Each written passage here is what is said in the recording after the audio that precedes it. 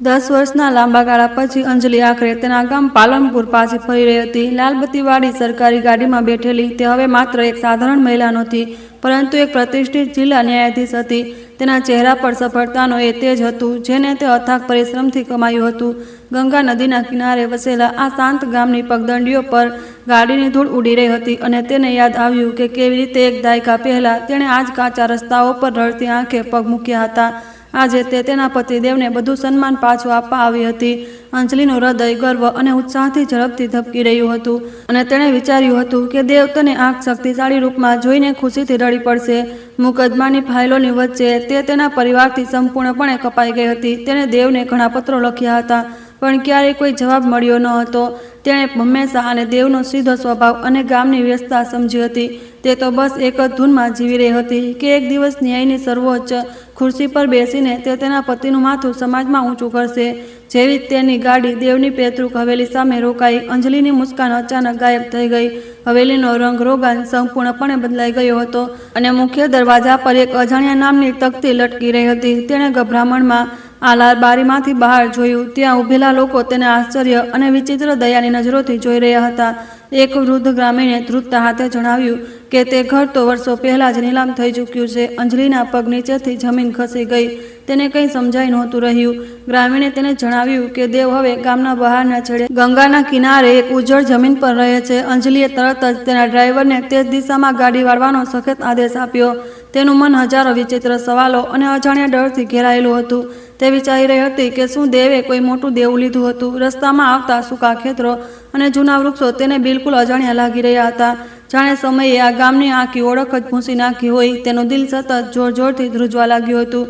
ગાડી એક કાચી પગદંડી પર જઈને રોકાઈ, જ્યાંથી આગળનો રસ્તો પગપાળા જ નક્કી કરવાનો હતો। અંજલિએ પોતાની મોંઘી રેશમી સાડીનો પાલવ સરખો કર્યો અને ધૂળથી ભરેલી જમીન પર પોતાના પગ મૂક્યા। દૂર તેને માટી અને પૂળામાંથી બનેલી એક નાની ઝૂંપડી દેખાઈ, જેનું છાપરું ઠેર ઠેરથી તૂટેલું હતું। ઝૂંપડીની બહાર એક જૂની ખાટ પડી હતી અને ચારે બાજુ ભયંકર ગરમીનો સન્નાટો છવાયેલો હતો। અંજલિની આંખોમાં આંસુ આવી ગયા એ વિચારીને કે તેનો પતિ આજે આવી દર્દનાક સ્થિતિમાં જીવવા મજબૂર કેમ છે। તે ધીરે ધીરે તે ઝૂંપડી તરફ વધવા લાગી। તેના દરેક પગલા સાથે તેના મનમાં દેવને ગળે લગાવવા અને તેને આ નર્કમાંથી બહાર કાઢવાની તીવ્ર ઈચ્છા જાગી રહી હતી।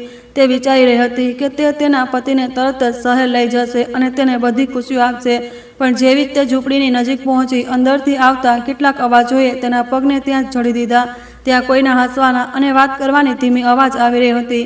આ અવાજ દેવની હતી, પણ તે કોઈ મહિલા સાથે વાત કરી રહ્યો હતો। અંજલિએ તૂટેલા દરવાજાની તિરાડમાંથી અંદર જોયું। અંદરનું દ્રશ્ય જોઈને તેના શ્વાસ જાણે ગળામાં જ અટકી ગયા। માટીના ફર્શ પર એક ફાટેલી દરી બિછાવેલી હતી, જેના પર દેવ બેઠો હતો। તેનું શરીર નબળું અને ઉંમરથી ક્યાંય વધારે વૃદ્ધ લાગી રહ્યું હતું।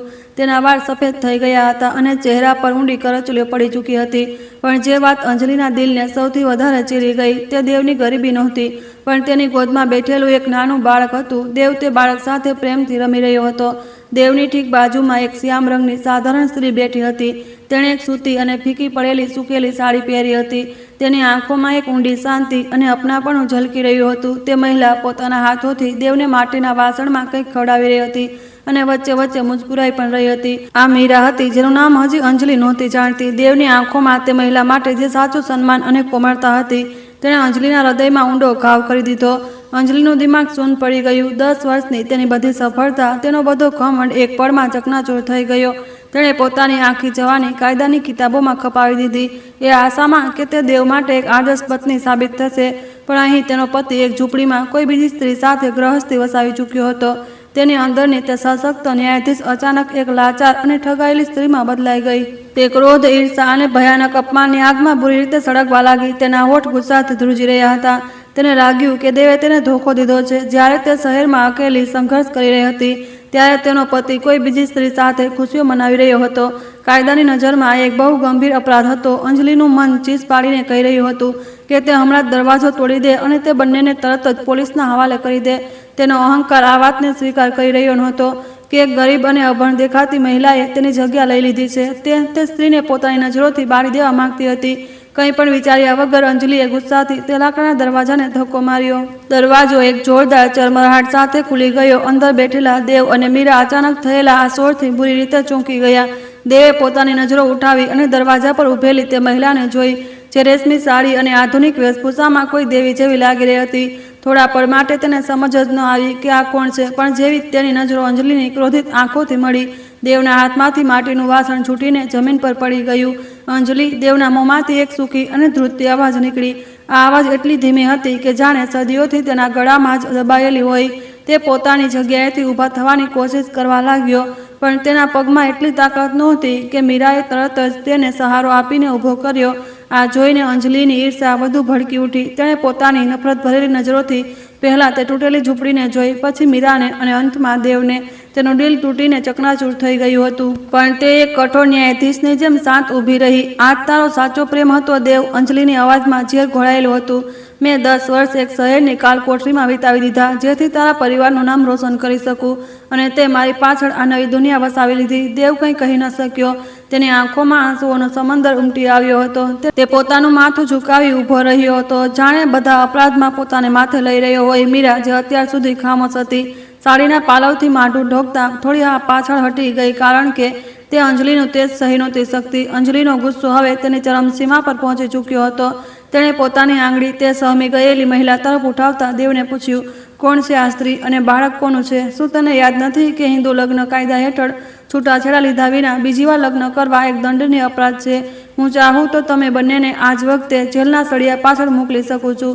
અંજલિના શબ્દો કોઈ ધારદાર તલવાર જેવા હતા જે દેવના સીનાને ચીરી રહ્યા હતા, પણ દેવે કોઈ સફાઈ ન આપી. તે બસ રડતો રહ્યો. ત્યારે તે નાનું બાળક ડરીને રડવા લાગ્યું અને મીરાને પગે વળગી ગયું. મીરાએ ગભરાઈને બાળકને ખોળામાં ઉઠાવી લીધું અને તેને શાંત કરવાની કોશિશ કરવા લાગી. અંજલિને લાગ્યું કે આ બધું તેના માટે એક ખરાબ સપનું છે. તે જે પતિને પોતાનો આદર્શ માનતી હતી, આજે તે એક વિશ્વાસઘાતી બની ગયો હતો. તે પલટીને પાછી શહેર જવા માંગતી હતી, પણ તેના પગ ભારે થઈ ગયા હતા. તેનું મન કહી રહ્યું હતું કે આ ઝૂંપડીના અંધારામાં કંઈક એવું છુપાયેલું છે જે તેને બહારથી બિલકુલ દેખાઈ નથી રહ્યું. બહાર ધૂપ ઢળવા લાગી હતી અને ગંગા નદીના લહેરોનો અવાજ આ ભયાનક સન્નાટાને વધુ ઊંડો કરી રહ્યો હતો. અંજલિએ પોતાની સાડીના પાલવને કસીને પકડ્યો અને ત્યાંથી મોઢું ફેરવી લીધું. તે હવે એક પળ પણ ત્યાં ધોકેબાજ પતિની સુરત જોવા નહોતી માંગતી. તેણે વિચાર્યું કે તે અદાલતમાં જશે અને દેવ વિરુદ્ધ બહુ વિવાહનો કડક મુકદ્દમો દાખલ કરશે. તે તેને અને આ ગરીબ સ્ત્રીને તે સજા આપશે જેને સમાજ હંમેશા યાદ રાખશે. તેને લાગી રહ્યું હતું કે ન્યાય ફક્ત અને ફક્ત સજા આપવાનું બીજું નામ છે, પણ જેવી તેને બહાર પગ મૂક્યો, દેવે ભારી અવાજમાં પાછળથી તેને પોકારી, અંજલિ, તું મારી સાથે જે ચાહે તે કરજે. મને જેલ મોકલી દેજે, મને સૂળી પર ચડાવી દેજે. હું તારી દરેક સજા ખુશી ખુશી ભોગવી લઈશ, પણ કૃપા કરીને આ બિચારી સ્ત્રી અને આ માસૂમ બાળકને કંઈ ન કહેજે. એમનો કોઈ દોષ નથી. જો આજે હું જીવતો છું તો ફક્ત આ સ્ત્રીના કારણે. જો આ ન હોત તો તું આજે મને મળવા નહીં, પણ મારી ચિતાની રાખ જોવા આવતી. દેવના આ શબ્દોએ અંજલિના પગને ફરીથી રોકી દીધા. અંજલિ પાછળ ફર્યા વગર થોડીવાર ત્યાં જ ઊભી રહી. તેના મનમાં દેવના શબ્દોની ગૂંજ સતત વાગી રહી હતી. શું સાચે જ આ કહાનીનો કોઈ બીજો પહેલું પણ હતો? એક ન્યાયાધીશ હોવાના નાતે તેને હંમેશા શીખવાડવામાં આવ્યું હતું કે ફેસલો સંભળાવતા પહેલાં બંને પક્ષોને સાંભળવા બહુ જરૂરી હોય છે, પણ એક પત્નીના રૂપમાં તેનું આહત દિલ કોઈ પણ તર્ક સાંભળવા બિલકુલ તૈયાર નહોતું. તે ત્યાંથી ઝડપી પગલાંથી પોતાની સરકારી ગાડી તરફ પાછી ફરી. જ્યારે પાછળ એક ખામોશ દુનિયા છૂટી ગઈ હતી. ગાડીમાં બેસતા જ અંજલિએ પોતાના ચહેરાને બંને હાથોથી ઢાંકી દીધો. તેની આંખોમાંથી આંસુઓનો એક સહેલાબ વહી નીકળ્યો. આ આંસુ એ દર્દના હતા જે એક સ્ત્રીને પોતાનું ઘર તૂટવા પર થાય છે. ડ્રાઈવરે ડરતા ડરતા પૂછ્યું કે ક્યાં જવાનું છે? અંજલિએ કોઈ જવાબ ન આપ્યો. તે પાલનપુરના સરકારી ગેસ્ટ હાઉસમાં રોકાવાનો ફેસલો કરી ચૂકી હતી. તેને પોતાના તે જૂના ઘરની યાદ આવી રહી હતી જ્યાં તે ક્યારેક દુલ્હન બનીને આવી હતી. તે બધું કેટલી જલ્દી રાખમાં બદલાઈ ગયું હતું. રાતનું અંધારું ગામ પર સંપૂર્ણપણે છવાઈ ચૂક્યું હતું. ગેસ્ટ હાઉસના તે મોટા અને ખાલી રૂમમાં અંજલિ પોતાનો બહુ એકલી મહેસૂસ કરી રહી હતી. બહાર ઝીંગુરવાનો અવાજ આવી રહ્યો હતો, પણ તેની અંદરનો સ્વર બહુ વધારે હતો. તે વારંવાર તે ઝૂંપડીના દ્રશ્યને યાદ કરી રહી હતી. દેવનો વૃદ્ધ ચહેરો અને તે સ્ત્રીનો શાંત સ્વભાવ તેને સુવા નહોતો દેતો. તે એ જાણવા માટે બેચેન હતી કે આખરે આ 10 વર્ષોમાં એવું શું તોફાન આવ્યું હતું કે જેણે દેવની જિંદગીને તબાહ કરી દીધી. અંજલિએ પોતાનો સુટકેસ ખોલ્યો અને તેમાં રાખેલી એક જૂની તસવીર કાઢી. આ તસવીર તેમના લગ્નના દિવસની હતી. તસવીરમાં દેવ કેટલો ખુશ અને નવયુવાન લાગી રહ્યો હતો અને તે પોતે એક શરમાળ પણ મહત્વાકાંક્ષી છોકરી હતી. દેવે તેને હંમેશા પોતાની પાપણ પર બેસાડી રાખી હતી. જ્યારે તેણે વકાલત ભણવાની જીદ કરી હતી તો દેવ આખા ગામના વિરોધને એકલા જ સામનો કર્યો હતો. તે માણસને કેવી રીતે એક અપરાધી માની શકતી હતી, પણ જે તેણે આજે પોતાની આંખોથી જોયું હતું તે પણ તો કોઈ જૂઠ નહોતું. શું ન્યાય હંમેશા કાયદાની કિતાબોમાં લખેલી ધારાઓથી જ નક્કી થાય છે? આ સવાલ પહેલીવાર અંજલિએ અંદરથી પરેશાન કરી રહ્યો હતો. અદાલતમાં તે પુરાવાઓ અને ગવાહોના આધાર પર ફેસલા સંભળાવતી હતી, પણ અહીં તો મામલો તેના પોતાના જિંદગી અને તેના પોતાના પતિનો હતો. તે ચાહતી તો કાલે જ પોલીસ મોકલીને તે મહિલાને ઝૂંપડીમાંથી બહાર ફેંકાવી શકતી હતી. તેની પાસે સત્તા અને તાકાત બંને હતી, પણ એક અદ્રશ્ય શક્તિ તેને આવું કરતા રોકી રહી હતી. તેને લાગી રહ્યું હતું કે સાચું કંઈક બીજું જ છે. તે રાતે તેણે નક્કી કર્યું કે તે બીજા દિવસે ફરીથી તે ઝૂંપડીમાં જશે. આ વખતે તે એક ક્રોધિત પત્ની કે કઠોર ન્યાયાધીશ બનીને નહીં, પણ એક ઇન્સાન બનીને તે બંનેના પક્ષ સાંભળશે. તે 10 વર્ષોના રહસ્ય પરથી પડદો ઉઠાવશે, જે દેવની ખામોશીમાં છુપાયેલા હતા. કર્મનો સિદ્ધાંત, જેને તે ક્યારેય ફક્ત એક અંધવિશ્વાસ માનતી હતી, આજે તેની સામે એક બહુ મોટી ચુનૌતી બનીને ઊભો હતો. તેને એ જાણવું જ પડશે કે શું દેવ સાચે જ અપરાધી છે કે કોઈ મહાન બલિદાની. સવારની પહેલી કિરણ સાથે અંજલિની આંખ ખુલી. તેણે અરીસામાં પોતાના થાકેલા અને ઉતરેલા ચહેરાને જોયો. આજે તેને કોઈ સરકારી અદાલત નહોતી લગાવવાની, બલકે તેને પોતાની જિંદગીની સૌથી મુશ્કેલ સુનવાઈ કરવાની હતી. તે ફરીથી તૈયાર થઈ અને કોઈ સરકારી તામઝામ વગર એક સાધારણ મહિલાની જેમ પગપાળા જ તે ઝૂંપડી તરફ નીકળી પડી. ગંગાની ઠંડી હવાઓએ તેના ચહેરાને સ્પર્શી રહી હતી અને તેને ભીતરથી મજબૂત બનાવી રહી હતી. આજનો દિવસ તેના અને દેવના સંબંધનું ભવિષ્ય નક્કી કરવાનો હતો. ગંગા નદીના કિનારે સવારની ઠંડી હવાઓ ચાલી રહી હતી, પણ અંજલિના મનમાં ભયાનક તોફાન ઉઠી રહ્યું હતું. તે આજે લાલબત્તીવાળી સરકારી ગાડીમાં નહીં, પણ પગપાળા જ તે ઝૂંપડી તરફ વધી રહી હતી. તેના ચહેરા પર કઠોર ન્યાયાધીશના ભાવ હતા અને આંખોમાં સવાલ પૂછવાની ભયાનક જીદ હતી. તે જાણવા માંગતી હતી કે તેના પતિએ આ ઘૃણાસ્પદ ખેલ કેમ ખેલ્યો. જેવી જ તે ઝૂંપડીની પાસે પહોંચી, તેણે જોયું કે દેવ બહાર તૂટેલી ખાટ પર ચૂપચાપ બેઠો હતો, જાણે તેને પહેલાથી જ અહેસાસ થઈ ગયો હતો. અંજલિએ સીધે દેવની આંખોમાં જોયું અને ભારે અવાજમાં કહ્યું કે તે અહીં દયા બતાવવા નથી આવી. તેણે દેવને યાદ અપાવ્યું કે હિન્દુ લગ્ન અધિનિયમ હેઠળ પહેલી પત્નીના જીવિત રહેતા બીજી વાર લગ્ન કરવા એ ગંભીર અપરાધ છે. અંજલિના શબ્દોમાં એટલી કડવાશ હતી કે તેનું વાતાવરણ સંપૂર્ણપણે તણાવપૂર્ણ થઈ ગયું. તેણે દેવને પૂછ્યું કે આખરે તેણે કયા હકથી તેને આ ધોખો દીધો છે. અંજલિનો ઘમંડ અને તેની કાનૂની ભાષા એક ચોટ ખાધેલા ઇન્સાનને ગહેરા દર્દને સાફ સાફ દર્શાવી રહી હતી. દેવે અંજલિની આ કઠોર વાતોનો કોઈ ઉગ્ર વિરોધ ન કર્યો. તેના ચહેરા પર અજીબ શાંતિ હતી, તે શાંતિ જે ઇન્સાન બધું હાર્યા પછી મહેસૂસ કરે છે. તેણે ધીરેથી પોતાની નજરો ઉઠાવી અને અંજલિથી કહ્યું કે તે તેને કોઈ પણ સજા આપી શકે છે અને તે તેને સહન કરવા માટે તૈયાર છે. દેવની આ શાંત પ્રતિક્રિયાએ અંજલિને વધુ ગુસ્સે કરી દીધી.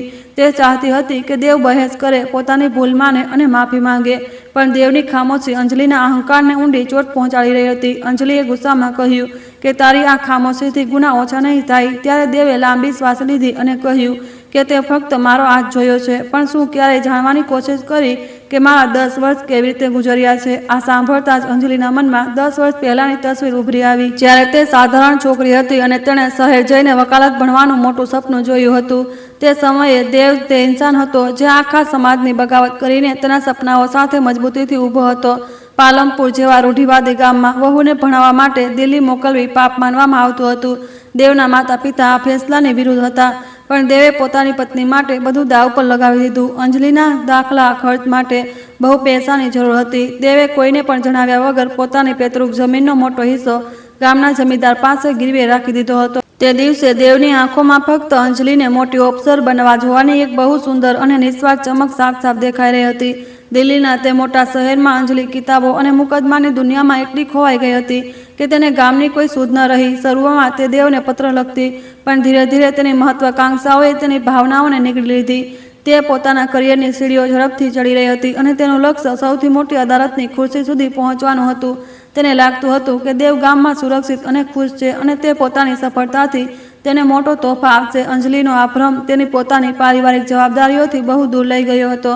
અંજલિ આ વાતથી સંપૂર્ણપણે અજાણ હતી કે જ્યારે તે શહેરમાં સફળતાની ઇમારત ઊભી કરી રહી હતી, ત્યારે ગામમાં દેવની દુનિયા ઉજળી રહી હતી. અંજલિના ગયાના બીજા વર્ષે જ પાલનપુરમાં ભયંકર સૂકું પડ્યું. વરસાદનું એક ટીપું પણ ન પડ્યું અને કિસાનોની બધી ફસલો ખેતરોમાં બળીને રાખ થઈ ગઈ. દેવે દિવસ રાત એક કરીને પોતાના ખેતરોને બચાવવાની બહુ કોશિશ કરી, પણ પ્રકૃતિની આગળ તેની ન ચાલી. તે જમીનદારનું દેવું ચૂકવવામાં નિષ્ફળ થઈ ગયો અને ભારે વ્યાજ દિવસે ને દિવસે ઝડપથી વધતું જઈ રહ્યું હતું.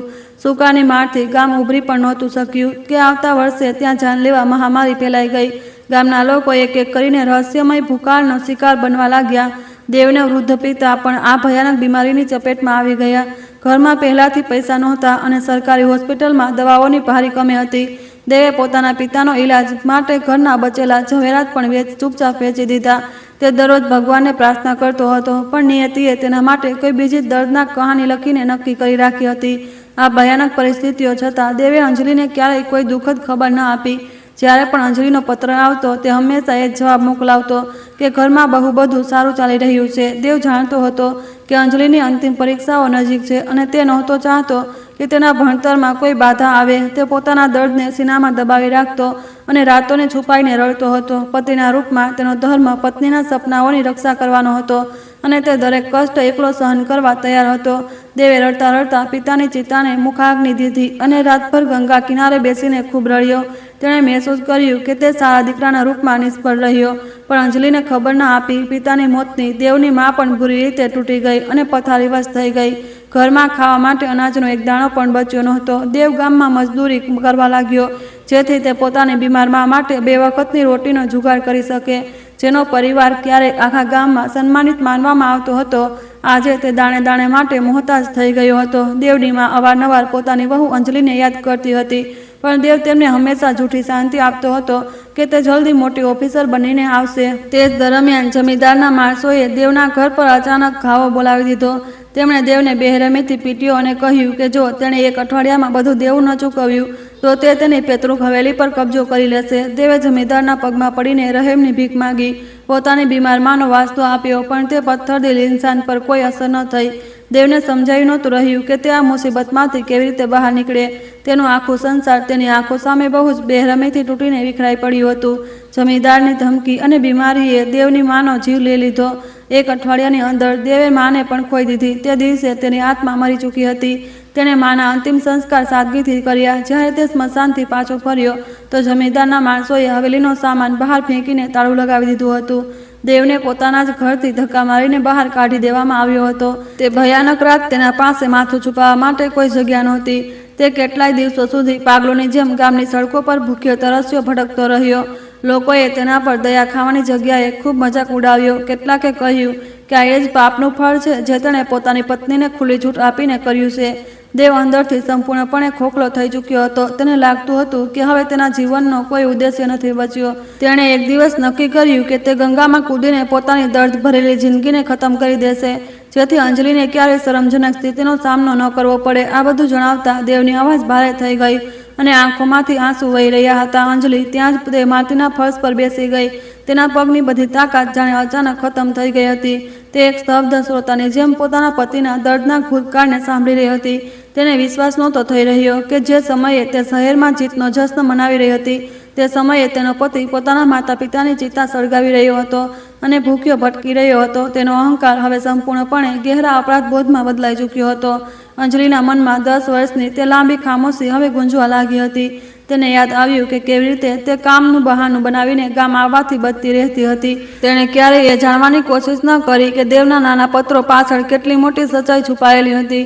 એક ન્યાયાધીશ હોવાના નાતે તે બીજાના ઝઘડા સુલઝાવતી રહી, પણ પતિના દર્દને મહેસૂસ ન કરી શકી. અંજલિને લાગ્યું કે તે કાયદાની નજરમાં સફળ છે, પણ પત્ની અને ઇન્સાનના રૂપમાં સંપૂર્ણપણે હારી ચૂકી છે. પણ અંજલિનું કાનૂની દિમાગ હજી શાંત નહોતું થયું. તેણે આંસુઓને લૂંટતા દેવને પૂછ્યું કે જો તારી હાલત એટલી ખરાબ હતી તો તે મને કેમ ન જણાવ્યું? મને જો તું સાચે જ મારાથી પ્રેમ કરતો હતો તો તે આ બીજી સ્ત્રીને પોતાની જિંદગીમાં કેવી રીતે આવવા દીધી?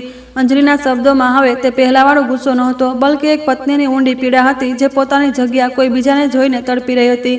દેવે અંજલિની તરફ બહુ દયાની નજરોથી જોયું, જાણે તે કોઈ મોટો રહસ્ય ખોલવાનો હોય. દેવે બહુ ધીમી અવાજમાં કહ્યું કે મેં તને એટલે ન જણાવ્યું કારણ કે હું નહોતો ચાહતો કે તું પોતાનું ભણતર છોડીને આ નર્કમાં પાછી ફરી આવે. તારું સપનું ફક્ત તારું નહોતું અંજલિ, તે મારું પણ સપનું હતું. હું કેવી રીતે તારા તે સપનાઓને તૂટવા જોઈ શકતો જેના માટે મેં મારું બધું પહેલાથી જ દાવ પર લગાવી દીધું હતું. મને લાગ્યું કે જો હું તને સાચું જણાવી દઈશ તો તું પોતાની કર્તવ્યની ખાતર પાછી આવી જઈશ અને તારી જિંદગી પર આ ગામની ધૂળમાં સંપૂર્ણપણે બરબાદ થઈ જશે. જ્યાં સુધી આ સ્ત્રીની વાત છે, દેવે મીરાની તરફ જોતા કહ્યું, એણે મારી જિંદગીમાં તારી જગ્યા ક્યારેય નથી લીધી. જ્યારે હું મોતના મુહાને ઊભો હતો, જ્યારે ખૂનના સંબંધોએ મને લાત મારી દીધી હતી, ત્યારે આ ગરીબ સ્ત્રીએ મને નવું જીવન દીધું હતું. એણે મારા માતા પિતાની તે સમયે સેવા કરી જ્યારે તેમના દીકરા પાસે તેમને આપવા માટે કંઈ નહોતું. અમારો સંબંધ વાસના કે સ્વાર્થનો નથી, બલકે તે દર્દ અને આંસુઓના એક ગહેરા અને પવિત્ર ધાગાથી બંધાયેલો છે. અંજલિ આ સાંભળીને સંપૂર્ણપણે શૂન્ય રહી ગઈ. તે જે સ્ત્રીને અત્યાર સુધી પોતાનું ઘર તોડવાવાળી ચુડેલ સમજી રહી હતી, તે તો અસલમાં તેના પતિ માટે એક રક્ષક બનીને આવી હતી. અંજલિની નજરો મીરા પર ટકી ગઈ, જે હજી પણ ખૂણામાં માથું ઝુકાવીને બેઠી હતી. મીરાના ચહેરા પર કોઈ અપરાધબોધ કે ડર નહોતો, બલ્કિ એક એવી શાંતિ હતી જે ફક્ત સાચી તપસ્યા પછી મળે છે. અંજલિને અહેસાસ થયો કે તે જે કાનૂની કિતાબોને વાંચે છે તે ઇન્સાનની આવી જટિલ ભાવનાઓને ક્યારેય સમજી નથી શકતી. પાછલા 10 વર્ષ ફક્ત સમય નહોતા, બલ્કિ તે દેવના સીના પર લાગેલા ગહેરા ઘાવ હતા, જેને તેને અંજલિની સફળતા માટે સહન કર્યા હતા. અંજલિને પોતાના મોટા સરકારી બંગલા અને લાલબત્તીવાળી ગાડીથી અચાનક બહુ ઘૃણા થવા લાગી હતી.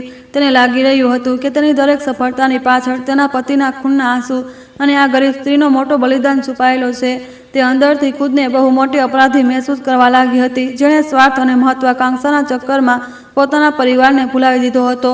સાચે જ સમાજ અને કાયદાનો દાયરો એટલો નાનો હોય છે કે આવી નિસ્વાર્થ બલિદાનની ભાવનાઓને ફક્ત જુર્મનું નામ આપી દે છે. અંજલિનું દિમાગ શૂન્ય થઈ ગયું હતું. તેને સમજાઈ નહોતું રહ્યું કે તે શું પ્રતિક્રિયા આપે. દેવની ખામોશીની પાછળ જે 10 વર્ષનું ખોફનાક તોફાન છુપાયેલું હતું, તેણે અંજલિની દુનિયાને હચમચાવી દીધી હતી. તે જાણતી હતી કે હવે કોઈ કાનૂની ફેસલો આ સંબંધનો ન્યાય નથી કરી શકતો. અહીં મામલો સાચું અને ખોટાનો નહીં, બલ્કિ ઇન્સાનિયત અને ધર્મના ગહેરા અર્થનો હતો. દેવ પોતાની વાત ખતમ કરીને ફરીથી તે જ રીતે શાંત થઈ ગયો હતો. ઝૂંપડીની અંદર એક અજીબ ભારીપણ છવાઈ ગયો હતો, જેને કોઈ શબ્દ દૂર નહોતો કરી શકતો. અંજલિએ લાંબી શ્વાસ લીધી અને પોતાની આંખોમાંથી પડતા આંસુઓને રોક્યા. તે મીરાથી આ કહાનીનું સાચું જાણવા માંગતી હતી. તે જોવા માંગતી હતી કે આ અભણ અને ગરીબ સ્ત્રીની અંદર એવું શું હતું જેણે તેના પતિને મોતથી મોંમાંથી પાછી ખેંચી લીધો. અંજલિને હવે મહેસૂસ થઈ રહ્યું હતું કે ન્યાયની આ લડાઈ બહુ લાંબી થવાની છે. ઝૂંપડીની બહાર વહેતી ગંગા નદીની અવાજ હવે અંજલિને એક ચેતવણીની જેમ સંભળાઈ રહી હતી. તે નદી જે સદીઓથી પાપો અને પુણ્યોની ગવા રહી હતી, આજે અંજલિ સામે ન્યાયનું નવું અને જટિલ રૂપ પેશ કરી રહી હતી. અંજલિએ ફર્શની તે ઠંડી માટીને પોતાના હાથોથી સ્પર્શ કર્યો. આ એ જ માટી હતી જેને વેચીને દેવ તેના માટે દિલ્હીનો રસ્તો ખોલ્યો હતો. આજે તે જ માટી પર તેના પતિ ફાટેલા કપડામાં બેઠો હતો. આ ગહેરો અહેસાસ અંજલિના દિલમાં એક તેજ અને અસહનીય દર્દ પેદા કરી રહ્યો હતો. તેની નજર તે નાના બાળક પર પડી, જે હવે મીરાની ગોદમાં ગહેરી નીંદમાં સૂઈ ચૂક્યો હતો. તે બાળકના ચહેરા પર અજીબ માસુમિયત અને શાંતિ હતી. અંજલિએ વિચાર્યું કે જો તે પોતાની કાનૂની તાકાતનો ઉપયોગ કરીને દેવ અને મીરાને જેલ મોકલી દે છે, તો આ બેકસૂર બાળકનું શું થશે? શું આ બાળક પણ સમાજની તે બેરહમ ઠોકરોનો શિકાર થઈ જશે, જેનો સામનો દેવ પાછલા 10 વર્ષો સુધી કર્યો હતો? ન્યાયાધીશની ખુરશી પર બેસીને ન્યાય કરવો આસાન હતો, પણ જિંદગીનો અસલ ફેસલો કરવો મુશ્કેલ થઈ ગયો હતો. અંજલિએ પોતાની ભીની આંખોથી દેવને જોયો અને કોઈ શબ્દ કહ્યા વગર ધીરેથી ઝૂંપડીની બહાર નીકળી આવી. બહારની રોશની હવે તેને ખૂંચવા લાગી હતી, કારણ કે તે અંદરના તે ગહેરા અંધારાને જોઈ ચૂકી હતી, જેને તેનો પતિ વર્ષોથી જીવી રહ્યો હતો. આજે 10 વર્ષની તે લાંબી ખામોશી તૂટી ચૂકી હતી, પણ પોતાના પાછળ સવાલોનો મોટો પહાડ ઊભું કરી ગઈ હતી. અંજલિ જાણતી હતી કે તેને બીજા દિવસે મીરાથી વાત કરવી પડશે, જેથી તે આ દર્દનાક કહાનીના બીજા અને મહત્વપૂર્ણ હિસ્સાને સમજી શકે. તે ભયાનક રાત જ્યારે ગામવાળાઓએ દેવને પેતૃક હવેલીથી બહાર કાઢી દીધો હતો. તેનું મન સંપૂર્ણપણે અંધકારમાં ડૂબી ચૂક્યું હતું. ભૂખ અને તરસથી તડપતા તે કેટલાય દિવસો સુધી પાગલોની જેમ ભટકતો રહ્યો. તેનું આખું શરીર જવાબ આપી ચૂક્યું હતું અને તેની આત્મા સંપૂર્ણપણે તૂટી ગઈ હતી. સમાજની બેરહમી અને પોતાના લોકોના ધોખાએ તેને જીવનથી બહુ નિરાશ કરી દીધો હતો. તેણે નક્કી કર્યું કે તે ગંગા નદીની લહેરોમાં કૂદીને પોતાની આ દર્દનાક જિંદગીને ખતમ કરી દેશે, જેથી અંજલિને શરમજનક સ્થિતિ ન થાય. તે નંગા પગ ગંગાના ઠંડા પાણી તરફ ધીરે ધીરે વધવા લાગ્યો. રાતનો સન્નાટો બહુ ગહેરો હતો અને નદીની લહેરો તેને પોતાની તરફ બોલાવી રહી હતી. જેવો જ તેને પાણીમાં પોતાનો પહેલો પગ મૂક્યો અને આંખો બંધ કરીને અંજલિનો ચહેરો યાદ કર્યો, ત્યાં જ પાછળથી એક ગભરાયેલી અવાજે તેને રોકી દીધો. એક મહિલાએ દોડીને તેને પાછળની તરફ ખેંચી લીધો અને જોરથી બૂમ પાડી કે તે આ મહાપાપ કેમ કરી રહ્યો છે. તે મહિલા કોઈ બીજું નહીં પણ મીરા હતી, જે તે જ ગામની એક ગરીબ દલિત છોકરી હતી. મીરાના માતા પિતા બાળપણમાં જ કોઈ ભયંકર બીમારીનો શિકાર થઈને આ દુનિયામાંથી ચાલ્યા ગયા હતા. તે સમાજના સૌથી નીચલા અને શોષિત વર્ગમાંથી આવતી હતી, જેને લોકો અછૂત માનતા હતા. ગામના લોકો તેની પડછાઈથી પણ દૂર રહેતા હતા અને તેને હંમેશા નફરતની નજરથી જોતા હતા. તે નદીના કિનારે સૂકી લાકડીઓ અને પાંદડા વીણીને પોતાની જિંદગીનો ગુજારો કરતી હતી. પણ આ બધી સામાજિક દુઃખો છતાં મીરાનું હૃદય બહુ જ કોમળ અને પવિત્ર હતું. તેને બાળપણથી જ ફક્ત બીજાની નિસ્વાર્થ સેવા કરવાનું શીખ્યું હતું. તે રાત જ્યારે દેવે પાણીમાં છલાંગ લગાવવાની કોશિશ કરી, તો મીરાએ પોતાની આખી તાકાત લગાવીને તેને કિનારા પર ધકેલી દીધો. દેવ માટીમાં પડી ગયો અને એક નાના બાળકની જેમ ફૂટી ફૂટીને રડવા લાગ્યો. તેને મીરાથી કહ્યું કે તેના પાસે હવે જીવવાનું કોઈ કારણ નથી બચ્યું. તેના માતા પિતા મરી ચૂક્યા છે અને તેની પત્ની શહેરમાં છે. મીરાએ તેના વહેતા આંસુઓને જોયા અને કહ્યું કે જીવન ભગવાનનું દીધેલું સૌથી મોટો ઉપહાર છે, જેને આ રીતે ખતમ કરવું સૌથી મોટું પાપ અને કાયરતા છે. મીરાએ દેવનો હાથ પકડ્યો અને તેને સહારો આપતા પોતાની નાની ફૂંસની ઝૂંપડી સુધી લઈ ગઈ. તેની પોતાની માટીના ચૂલા પર રાખેલી થોડી સૂકી રોટી અને કેટલાક ઉકાળેલા આલુ દેવની સામે મૂકી દીધા. દેવ, જે ક્યારેક એક બહુ જ ઊંચા અને સન્માનિત બ્રાહ્મણ પરિવારથી સંબંધ રાખતો હતો, થોડા પળ માટે હિચકિચાયો. સમાજના જૂના નિયમ અને જાતિ પાતિના વિચારો તેના દિમાગમાં ઘૂમવા લાગ્યા હતા. પણ કેટલાય દિવસોની ભયંકર ભૂખ અને મીરાની આંખોમાં મોજૂદ સાચી દયાએ તે બધા જૂઠા સામાજિક નિયમોને તોડી દીધા. ભોજન કરતા દેવને અચાનક યાદ આવ્યું કે કેટલાક મહિના પહેલા જ્યારે તેના પિતા ગંભીર રૂપથી બીમાર હતા, ત્યારે આજ મીરા હતી જેણે તેમને મદદ કરી હતી. જ્યારે ગામના બધા વેદ અને રિશ્તેદારોએ દેવથી મોઢું ફેરવી લીધું હતું, ત્યારે એક રાત અંધારામાં મીરા તેમના ઘરની પાછળ આવી હતી. તેણે પોતાના દિવસ રાતની કડી મહેનતથી બચાવેલા કેટલાય ફાટેલા જૂના અને વળેલા નોટ દેવના હાથોમાં રાખી દીધા હતા, જેથી તે પોતાના પિતા માટે શહેરથી કેટલીક જરૂરી દવાઓ લાવી શકે. તે સમયે પણ તેને કોઈ એહસાન નહોતો જતાવ્યો. એટલું જ નહીં, જ્યારે દેવના પિતાનું દુઃખદ નિધન થઈ ગયું હતું અને તેની વૃદ્ધ માં સદમામાં સંપૂર્ણપણે પથારીવશ થઈ ગઈ હતી, ત્યારે પણ મીરાએ બહુ મોટું બલિદાન દીધું હતું. તે દર સવારે સૂરજ નીકળતા પહેલા ચૂપચાપ તેમના ઘરના આંગણામાં આવી જતી હતી. તે દેવની બીમાર માના કપડાં ધોતી, તેમના માટે પોતાના હાથોથી ખીચડી બનાવતી અને તેમના પોતાના સગા બાળકોને જેમ પ્રેમથી ખવડાવતી હતી. તેણે એક આદર્શ અને સાચી વહુનો દરેક ફરજ નિભાવ્યો હતો. તે પણ કોઈ સંબંધ અને કોઈ સ્વાર્થ વગર. ગામના રૂઢિવાદી અને કઠોર લોકોએ જ્યારે એક દલિત છોકરીને બ્રાહ્મણના ઘરમાં કામ કરતા જોઈ તો તેમણે દેવનો બહુ મજાક ઉડાવ્યો. કેટલાક લોકોએ તો દેવને ધર્મથી બહાર કાઢવાની ધમકી પણ આપી દીધી હતી. પણ મીરાએ ક્યારેય આ તીખા અને અપમાનજનક તાનાઓની પરવા ન કરી. તેણે હંમેશા પોતાનો નજરો નીચે રાખી અને બસ ચૂપચાપ પોતાની સેવામાં લાગી રહી. તે જાણતી હતી કે દેવની પત્ની અંજલિ શહેરમાં પોતાના મોટા સપનાઓને પૂરા કરવા ગઈ છે અને આવા મુશ્કેલ વખતમાં આ પરિવારને સહારાની બહુ જરૂર છે. તે નાની અને કાંચી ઝૂંપડીમાં બેસીને દેવે મીરાની તરફ બહુ ધ્યાનથી જોયું. તેને અહેસાસ થયો કે આ અભણ અને ગરીબ સ્ત્રી તે કિચડમાં ખીલેલા એક અત્યંત સુંદર અને પવિત્ર કમળના ફૂલ સમાન છે. જ્યાં સમાજના તથા કથિત ઊંચા લોકોએ બુરા વખતમાં તેને એકલો છોડી દીધો હતો, ત્યાં આ અછૂત છોકરીએ તેને મોતની મોંમાંથી કાઢી લીધો હતો. દેવની આંખોમાં મીરા માટે અસીમ સન્માન પેદા થઈ ગયું. તેણે મહેસૂસ કર્યું કે ઇન્સાનની સાચી કિંમત તેની જાતિથી નહીં બલકે તેના કર્મોથી હોય છે. તે રાત પછી દેવ તે જ ઝૂંપડીના એક નાના ખૂણામાં રહેવા લાગ્યો. તેના પાસે જવા માટે કોઈ બીજી જગ્યા નહોતી અને ન તે તેનામાં શહેર જઈને અંજલિનો સામનો કરવાની હિંમત હતી. મીરા દિવસભર ખેતરોમાં અને નદીના કિનારે બહુ કડી મહેનત કરતી હતી, જેથી તે બંને રાતે પેટ ભરીને ખાવાનું ખાઈ શકે. તે પોતાના હિસ્સાનું ખાવાનું પણ અવારનવાર દેવને આપી દેતી હતી અને પોતે ફક્ત પાણી પીને સૂઈ જતી હતી. તેનું આ નિસ્વાર્થ સમર્પણ કોઈ પણ પવિત્ર ધાર્મિક તપસ્યાથી બિલકુલ પણ ઓછું નહોતું. વરસાદના ભયંકર મોસમમાં દેવને પણ એક દિવસ બહુ તેજ ભૂખારે જકડી લીધો. તેનું શરીર આગની જેમ સંપૂર્ણપણે તપી રહ્યું હતું અને તે બેહોશીની હાલતમાં સતત અંજલિનું નામ પોકાઈ રહ્યો હતો. મીરાએ રાતભર જાગીને તેના માથા પર ઠંડા પાણીની પટ્ટીઓ રાખી. તેણે જંગલમાંથી કેટલીક ખાસ જડીબુટીઓ લાવીને તેમનો કાઢો બનાવ્યો અને દેવને પોતાના હાથોથી પીવડાવ્યો. તે સતત ભગવાન શિવથી દેવની લાંબી ઉંમર અને સારા સ્વાસ્થ્યની પ્રાર્થના કરી રહી હતી, જાણે તે તેનો પોતાનો સગો પતિ હોય. જ્યારે દેવની આંખો ખુલી અને તેને ભૂખાર કંઈક ઓછો થયો તો તેણે મીરાને જમીન પર થાકીને સૂતેલી જોઈ. દેવના મનમાં સવાલોનું એક મોટું બવંડર ઊભું થઈ ગયું. તેણે ધીરેથી મીરાને જગાડી અને બહુ ભાવુક થઈને પૂછ્યું કે તે એક અજાણ્યા અને કંગાળ આદમી માટે આટલું મોટું દુઃખ કેમ સહી રહી છે. મીરાએ પોતાની શાંત અને ગહેરી નજરોથી દેવને જોયો.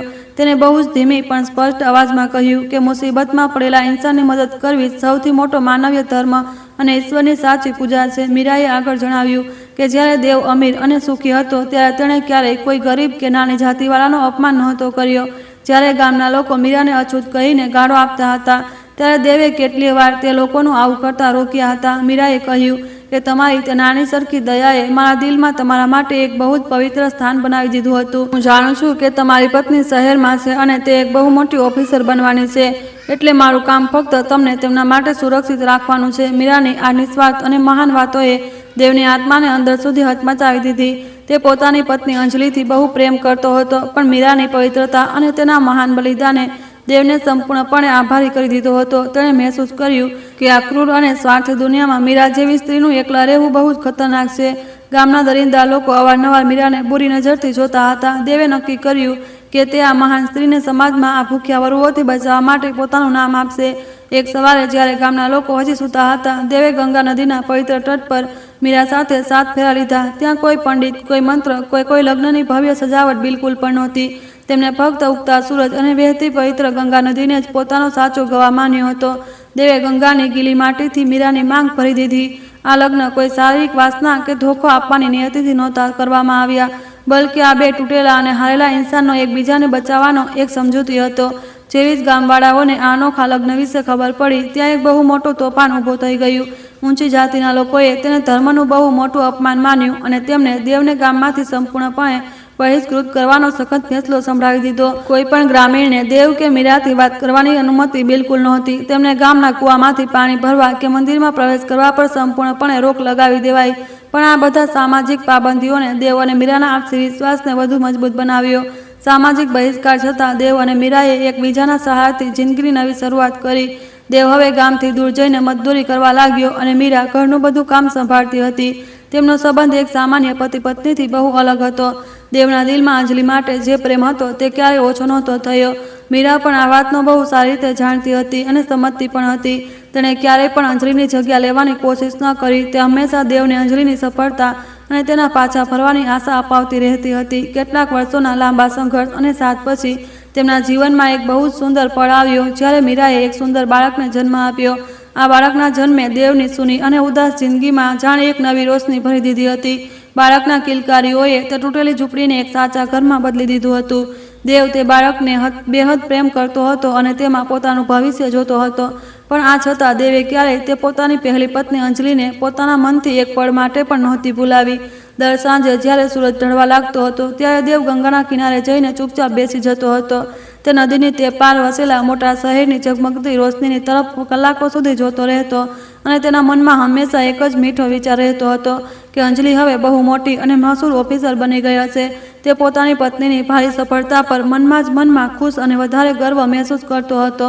તેને લાગતું હતું કે તેની બધી કુરબાનીઓ, તેની ગરીબી અને તેનું આ દર્દનાક જીવન હવે સંપૂર્ણપણે સફળ અને સાર્થક થઈ ચૂક્યું છે. દેવે પોતાના આંસુઓને લૂંટતા અંજલિની તરફ બહુ ગહેરી નજરોથી જોયું અને પોતાની દર્દનાક કહાનીને ખતમ કરી. તેણે અંજલિથી કહ્યું કે મેં પાછલા 10 વર્ષોમાં જે કંઈ પણ સહન કર્યું તે મારી પોતાની ઈચ્છા હતી. મેં મારો ધર્મ નિભાવ્યો અને મીરાએ એક નિસ્વાર્થ ઇન્સાન હોવાનો પોતાનો સૌથી મોટો ધર્મ નિભાવ્યો છે.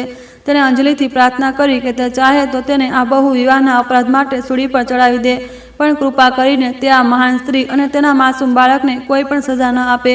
અંજલિ ત્યાં સંપૂર્ણપણે સૂન ઊભી હતી. દેવની દર્દભરી અવાજ અને તેની આ ભયાનક સચ્ચાઈએ અંજલિના દિલના બધા ઘમંડ અને ક્રોધને પળભરમાં રાખ કરી દીધા હતા. તે એક બહુ જ સખત જિલ્લા ન્યાયાધીશ હતી, જેણે પોતાના આખા કરિયરમાં મોટા મોટા અપરાધીઓને કડી સજા સંભળાવી હતી. પણ આજે તે પોતાના જ પતિના મહાન અને નિસ્વાર્થ પ્રેમની સામે એક નાની સરખી અપરાધીની જેમ ઊભી હતી. તેને સાફ મહેસૂસ થઈ રહ્યું હતું કે કાયદાની મોટી કિતાબો જીવનના આ ગહેરા અને જટિલ સત્યને ક્યારેય નથી સમજી શકતી. ઝૂંપડીની બહાર વહેનારી ઠંડી હવા હવે અંજલિને અંદર સુધી બુરી રીતે કંપાવી રહી હતી. તેની આંખોમાંથી સતત આંસુ વહી રહ્યા હતા. તેને આ અહંકારના તૂટવાનો સીધો અને સાચો પ્રમાણ હતો. તેણે એકવાર ફરી ખૂણામાં ચૂપચાપ બેઠેલી તે દલિત મહિલા મીરાની તરફ જોયું, જેના મેલા કપડામાં એક બહુ જ મહાન અને પવિત્ર આત્મા નિવાસ કરતી હતી. અંજલિ જાણતી હતી કે આજની રાત તેના જીવનની સૌથી લાંબી અને દર્દનાક રાત થવાની છે. હવે તેને કાલે એકલામાં મીરાથી વાત કરીને ફેસલો લેવાનો હતો. ગેસ્ટ હાઉસના તે મોટા રૂમમાં અંજલિ આખી રાત પલંગ પર પડખા બદલતી રહી. તેના દિમાગમાં એક ભયાનક યુદ્ધ ચાલી રહ્યું હતું. એક તરફ એ આહત પત્ની હતી જેનું ઘર તૂટી ચૂક્યું હતું અને બીજી તરફ તે એક સખત જિલ્લા ન્યાયાધીશ હતી જેને કાયદાનું પાલન કરવાનું હતું. દેવની દર્દ ભરી કહાની તેના કાનોમાં સતત ગુંજી રહી હતી, પણ તેનો ઘાયલ અહંકાર તેને માફ કરવાથી રોકી રહ્યો હતો. તે સમજી નહોતી રહી કે આ જટિલ સ્થિતિમાં સાચું શું છે અને ખોટું શું છે. તેનું મન એક અદ્રશ્ય અદાલતમાં ફરસાયેલું હતું. કાયદાની કિતાબો સાફ કહેતી હતી કે પહેલી પત્નીના જીવિત રહેતા બીજી વાર લગ્ન કરવા એક બહુ મોટો અને દંડનીય અપરાધ છે. અંજલિ પાસે એટલી શક્તિ હતી કે તે એક ઝટકામાં દેવ અને મીરાને જેલના સળિયા પાછળ મોકલી શકતી હતી. તેનું મન વારંવાર તેને ઉશ્કેરી રહ્યું હતું કે તે પોતાની તાકાતનો ઉપયોગ કરે અને તે બંનેને તેમના કરેલાની કડી સજા આપે. તે વિચારી રહી હતી કે જો તેણે કોઈ કાનૂની પગલું ન ઉઠાવ્યું તો સમાજ અને વ્યવસ્થાની નજરમાં તે એક બહુ જ કમજોર મહિલા સાબિત થશે.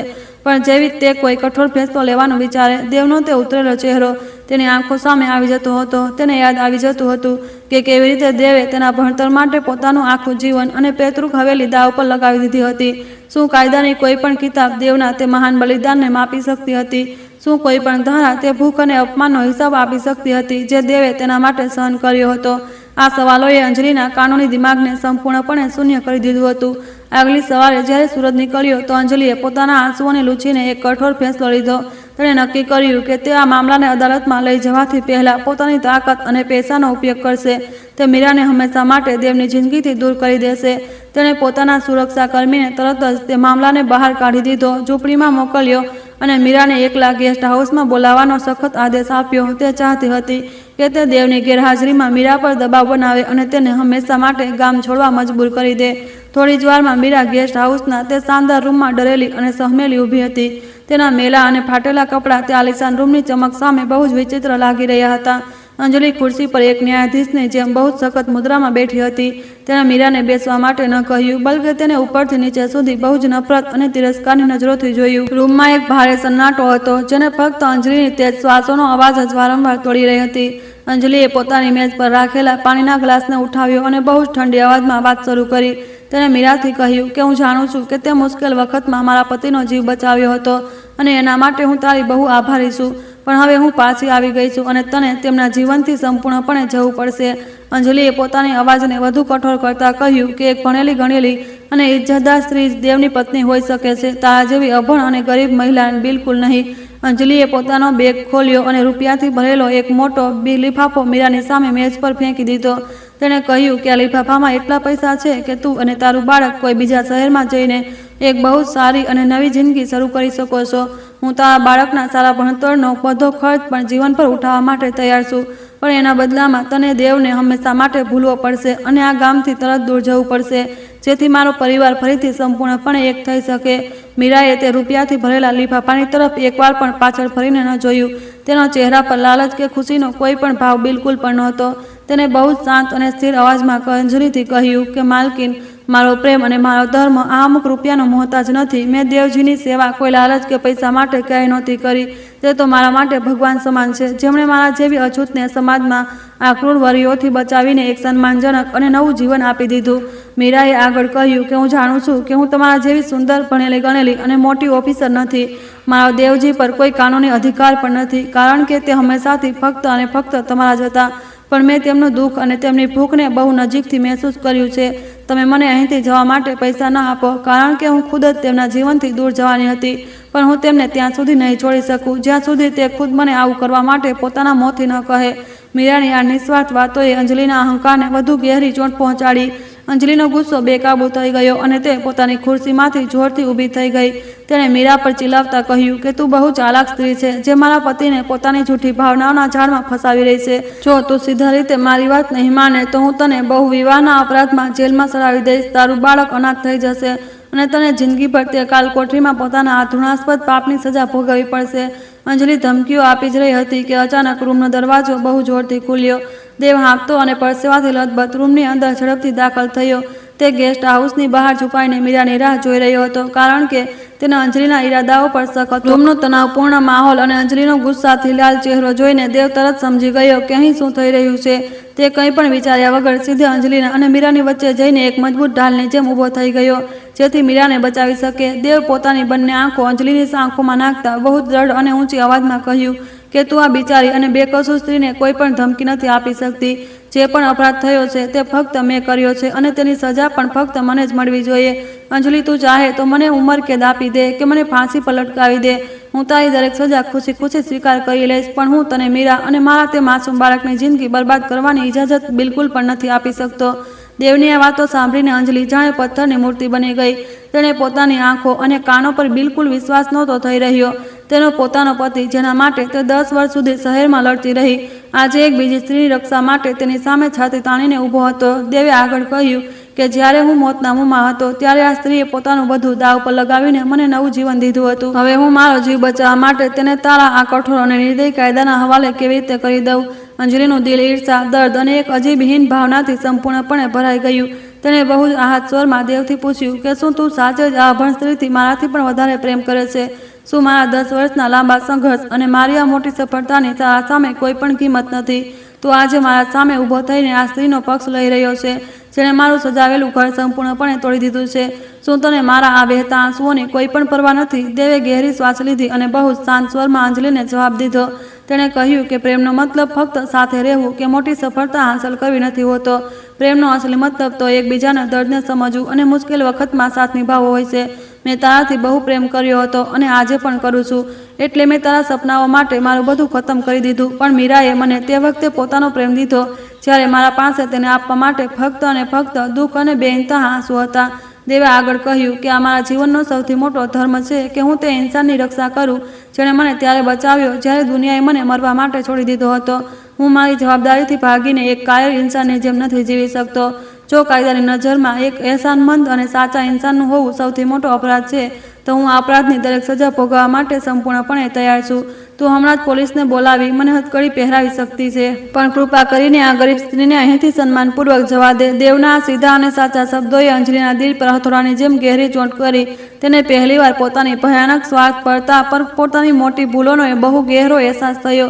તેણે મહેસૂસ કર્યું કે તે 10 વર્ષ સુધી ફક્ત પોતાના નામ, પોતાની શોહરત અને પોતાના મોટા પદ માટે જ લડતી રહી હતી. તેણે ક્યારેય પણ તે દર્દ અને તે આંસુઓને વહેંચવાની કોશિશ ન કરી જે દેવ ગામમાં એકલો સહી રહ્યો હતો. અંજલિને લાગ્યું કે તે સાચે જ દેવના આ મહાન અને નિસ્વાર્થ પ્રેમને બિલકુલ પણ લાયક નથી. રૂમમાં ચાલી રહેલી આ બહેસ એક એવી અદ્રશ્ય અદાલતમાં બદલાઈ ગઈ હતી જ્યાં અંજલિ ન્યાયાધીશની ખુરશી પર બેઠી જરૂર હતી, પણ અસલમાં કટઘરામાં તે જ ઊભી હતી. કર્મ અને ધર્મની આ મોટી અદાલતમાં તેની બધી કાનૂની ડિગ્રીઓ અને તેની મોટી કિતાબો સંપૂર્ણપણે બેકાર સાબિત થઈ રહી હતી. તે ન્યાય કરવા આવી હતી, પણ હવે તેને લાગી રહ્યું હતું કે સૌથી મોટો અન્યાય તો તેણે પોતે જ પોતાના પતિ અને આ નિર્દોષ પરિવાર સાથે કર્યો છે. તેનો આત્મા અંદરથી ખૂબ જ ખરાબ રીતે ધ્રુજી રહ્યો હતો અને રડી રહ્યો હતો. ત્યારે જ દેવ અચાનક અંજલિની સામે ઘૂંટણીએ બેસી ગયો. તેણે પોતાના બંને હાથ જોડ્યા અને ખૂબ જ ભીની આંખોથી અંજલિ તરફ જોયું. તેણે કહ્યું કે હું જાણું છું કે મેં તારું દિલ ખૂબ ખરાબ રીતે દુભાવ્યું છે અને તારી આશાઓને તોડી છે, તને દર્દ આપ્યું છે. તું એક ખૂબ મોટી ઓફિસર છે અને સમાજમાં તારું એક મોટું નામ પણ છે. તું મને જે પણ સજા આપીશ તે મારા અપરાધની સામે બહુ નાની હશે. તું બસ તારો નિર્ણય સંભળાવ. હું કોઈ પણ ફરિયાદ વિના જેલ જવા તૈયાર છું. દેવને ઘૂંટણીએ બેઠેલો જોઈને મીરા પણ તરત જ તેની બાજુમાં જમીન પર બેસી ગઈ. તેણે પણ પોતાના હાથ જોડી દીધા અને અંજલિને કહ્યું કે માલકીન, જો દેવજી જેલ જશે તો હું પણ તેમની સાથે જ જેલમાં જઈશ. હું તેમને આ મુશ્કેલ ઘડીમાં બિલકુલ એકલા નહીં છોડી શકું. અમે બંનેએ મળીને આ પાપ કર્યું છે, તેથી અમે બંને તેની બરાબર સજા મળવી જોઈએ. તે બંનેને આ રીતે એક સાથે અને એકબીજા માટે સંપૂર્ણપણે સમર્પિત જોઈને અંજલિનું મગજ સંપૂર્ણપણે શૂન્ય થઈ ગયું. અંજલિ પાસે હવે કહેવા કે કરવા માટે કંઈ બચ્યું નહોતું. તેનું દિલ સંપૂર્ણપણે તૂટી ચૂક્યું હતું અને તેની આંખોમાંથી આંસુની એક તેજ ધારા વહેવા લાગી હતી. તેણે પોતાના ધ્રુજતા હાથોથી તે બંનેને બહાર જવાનો ઇશારો કર્યો. તેણે ખૂબ જ મુશ્કેલીથી રૂંધાયેલા ગળાથી કહ્યું કે તમે બંને હમણાં અહીંથી ચાલ્યા જાઓ. મારે એકાંતમાં કંઈક વિચારવાનો સમય જોઈએ છે. તે આ ભયાનક ભાવનાત્મક તોફાનની વચ્ચે ઊભા રહીને કોઈ પણ સાચો કે ખોટો નિર્ણય લેવાની સ્થિતિમાં બિલકુલ નહોતી. દેવે ધીમેથી મીરાને ટેકો આપીને ઊભી કરી અને તે બંને તે આલિશાન રૂમમાંથી બહાર નીકળી ગયા. અંજલિ ત્યાં જ ફર્શ પર ધડામ કરતી પડી ગઈ અને જોર જોરથી રડવા લાગી. તેની પોતાની આખી જિંદગી માત્ર સાચા અને ખોટા, ન્યાય અને અન્યાય વચ્ચેના ફરકને સમજવામાં લગાવી દીધી હતી, પણ આજે તેને સમજાતું નહોતું કે આ ધર્મ સંકટમાંથી કેવી રીતે બહાર નીકળવું. શું ન્યાયનો મતલબ માત્ર સજા આપવી હોય છે કે પછી કોઈના મોટા દર્દ અને તેની મજબૂરીને ઊંડાણથી સમજવો પણ સાચો અને અસલી ન્યાય છે? આ એક એવી જટિલ કોયડો હતો જેનો જવાબ કાયદાની કોઈ પણ જાડી કિતાબમાં લખેલો નહોતો. અંજલિને હવે સ્પષ્ટપણે અહેસાસ થઈ ગયો હતો કે તે પોતાની તાકાત અને પોતાના પૈસાના ઘમંડથી દેવના સાચા પ્રેમને ક્યારેય ખરીદી શકશે નહીં. તેને આ સ્વીકારવું જ પડશે કે દેવની જિંદગીમાં હવે મીરાનું જે સ્થાન છે તે ખૂબ જ પવિત્ર અને અટૂટ છે. રાત ધીમે ધીમે ઘેરી થઈ રહી હતી અને અંજલિના મનનું ભયાનક તોફાન હવે એક ખૂબ જ દર્દનાક અને ઊંડી શાંતિમાં બદલાઈ રહ્યું હતું. બીજી સવારે જ્યારે અંજલિની ઊંઘ ખુલી ત્યારે તેના મનનો બધો અંધકાર સંપૂર્ણપણે છંટાઈ ચૂક્યો હતો. રાતભરના આંસુઓએ તેના અંદરના ઘમંડને સંપૂર્ણપણે ધોઈ નાખ્યો હતો. તેણે અરીસામાં પોતાનો ચહેરો જોયો અને અનુભવ્યું કે તે હવે એક કઠોર ન્યાયાધીશ નથી, પણ પોતાની ગાડીને ગેસ્ટ હાઉસમાં છોડી દીધી અને પગપાળા જ ગામની પગદંડીઓ પર નીકળી પડી. આજે તે દેવથી નહીં પણ મીરાથી એકલામાં વાત કરવા માંગતી હતી. ગંગાની શાંત લહેરો આજે તેને એક નવી અને ખૂબ ઊંડી શાંતિનો મીઠો અહેસાસ કરાવી રહી હતી. ઝૂંપડી પાસે પહોંચતા જ અંજલિએ જોયું કે દેવ ત્યાં હાજર નહોતો. કદાચ તે મજૂરી કરવા માટે સવારે જ ક્યાંક નીકળી ગયો હતો. બહાર આંગણામાં મીરા ચૂપચાપ ઝાડુ લગાવી રહી હતી. અંજલિને પોતાના દરવાજે ઊભેલી જોઈને મીરા બિલકુલ પણ ગભરાઈ નહીં. તેણે તરત જ ઝાડુ બાજુમાં મૂકી દીધું અને પોતાના પલ્લુથી માથું ઢાંકીને અંજલિ પાસે આવી. મીરાએ પૂરા આદર સાથે અંજલિના પગને સ્પર્શ કર્યા અને તેને અંદર આવવાનો ઈશારો કર્યો. અંજલિ માટે આ સન્માન ખૂબ જ અણધાર્યું અને દિલને ઊંડાણ સુધી સ્પર્શી જનારો અનુભવ હતો. અંજલિ ઝૂંપડીની અંદર તે જૂની ખાટ પર ચૂપચાપ બેસી ગઈ. મીરા તરત જ માટીના ચૂલા પાસે ગઈ અને તેણે અંજલિ માટે ગરમ ચા બનાવી. તે ચાનો કપ લઈને આવી અને તેને બંને હાથોથી અંજલિની સામે રાખી દીધો. પરંપરાઓ અનુસાર પહેલી પત્નીનો દરજ્જો ઘરમાં હંમેશા સૌથી ઊંચો માનવામાં આવે છે. મીરાએ તે જ પરંપરાનું પાલન કરતા અંજલિને ઘરની માલકીનું પૂરું સન્માન આપ્યું. મીરાની ઊંડી આંખોમાં ન તો કોઈ ઈર્ષા હતી અને ન જ કોઈ પ્રકારનો છુપાયેલો ડર દેખાઈ રહ્યો હતો. ચા પીધા પછી અંજલિ કંઈ કહેવા માંગતી હતી, પણ તે પહેલાં જ મીરાએ ખૂબ જ કોમળ અવાજમાં બોલવાનું શરૂ કરી દીધું. તેણે કહ્યું કે માલકીન, હું છેલ્લા કેટલાય વર્ષોથી દરરોજ તમારા પાછા ફરવાની રાહ જોઈ રહી હતી. હું જાણતી હતી કે તમે એક દિવસ જરૂર મોટી ઓફિસર બનીને પાછી આવશો અને દેવજીનું માથું ગર્વથી ઊંચું કરશો. મારું આ ઘર આવવું કોઈ ષડયંત્રનો ભાગ બિલકુલ નહોતું, પણ તે તો માત્ર સમયની એક ખૂબ જ ખરાબ અને દર્દનાક માર હતી, જેણે અમને બંનેને મજબૂરીમાં એકસાથે જોડી દીધા હતા. મીરાએ પોતાની વાતને આગળ વધારતા દેવના તે દિવસોનો ઉલ્લેખ કર્યો જ્યારે તે સંપૂર્ણપણે તૂટી ચૂક્યો હતો. તેને જણાવ્યું કે કેવી રીતે દેવ ઘણી રાતો સુધી કંઈ પણ ખાધા પીધા વિના ધ્રુસકે રડતો રહેતો હતો. તે અવારનવાર તાવ અને બેહોશીની હાલતમાં માત્ર તમારું જ નામ પોકારતો હતો. જ્યારે ઘરમાં ખાવા માટે એક દાણો નહોતો, ત્યારે તે તમારી તસવીરને જોઈને જ પોતાનું પેટ ભરી લેતા હતા. દેવજીએ પોતાના દરેક દુઃખ અને પોતાની દરેક તકલીફને ખૂબ જ ખુશી સાથે માત્ર તમારા સોનેરી ભવિષ્ય માટે જ સહન કરી છે. આ બધું સાંભળીને અંજલિનું દિલ ખૂબ જ ખરાબ રીતે રડવા લાગ્યું. મીરાએ કહ્યું કે હું તો આ પરિવારમાં માત્ર એક પડછાયો બનીને આવી હતી. મારું કામ બસ દેવજીના શ્વાસને ત્યાં સુધી બચાવી રાખવાનું હતું જ્યાં સુધી તમે પાછી ન આવી જાઓ. મેં ક્યારેય પોતાને તેમની પત્ની માની નથી અને ન જ ક્યારેય તેમને પૂરો પ્રેમ મેળવવાની આશા રાખી હતી. મારું અસ્તિત્વ તો માત્ર તે દીવા જેવું છે, અંધારામાં ત્યાં સુધી સળગે છે જ્યાં સુધી સવારનો અસલી અને ચમકદાર સૂરજ પોતાની પૂરી રોશની સાથે બહાર ન આવી જાય. મીરાએ પોતાની ભીની આંખોથી અંજલિ તરફ જોયું અને પોતાના બંને હાથ જોડી દીધા. તેણે કહ્યું કે હવે તમે તમારા ઘરે પાછી આવી ગઈ છો, તેથી મારી જવાબદારી સંપૂર્ણ પૂરી થઈ ગઈ. તમારા બંનેનો પ્રેમ ખૂબ જ સાચો છે અને હું હવે તમારા બંનેની વચ્ચે કોઈ દિવાલ બનીને ઊભી રહેવા માંગતી નથી. હું આજે જ મારા બાળકને લઈને આ ગામમાંથી હંમેશા માટે બહુ દૂર ચાલી જઈશ.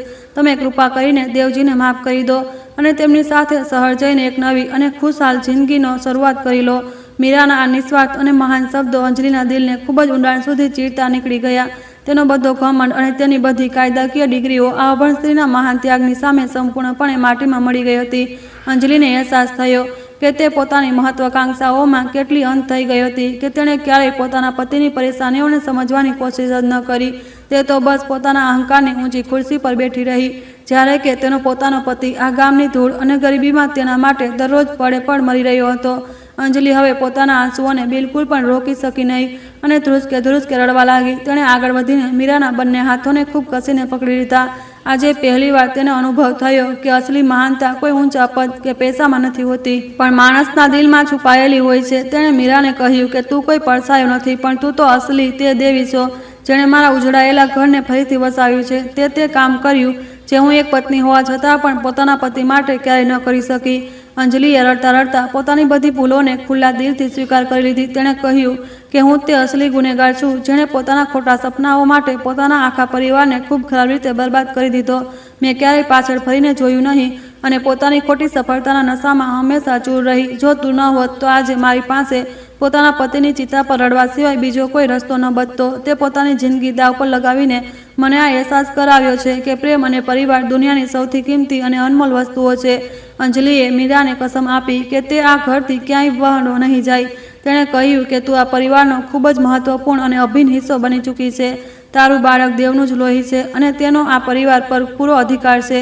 હું મારા પાપોનું પ્રાયશ્ચિત કરવા માંગુ છું અને તેના માટે મને તમારા બંનેના સાથની ખૂબ જ વધારે જરૂર છે. હું હવે કોઈ પણ કિંમતે આ પરિવારને ફરીથી તૂટવા કે વિખરવા નહીં દઉં.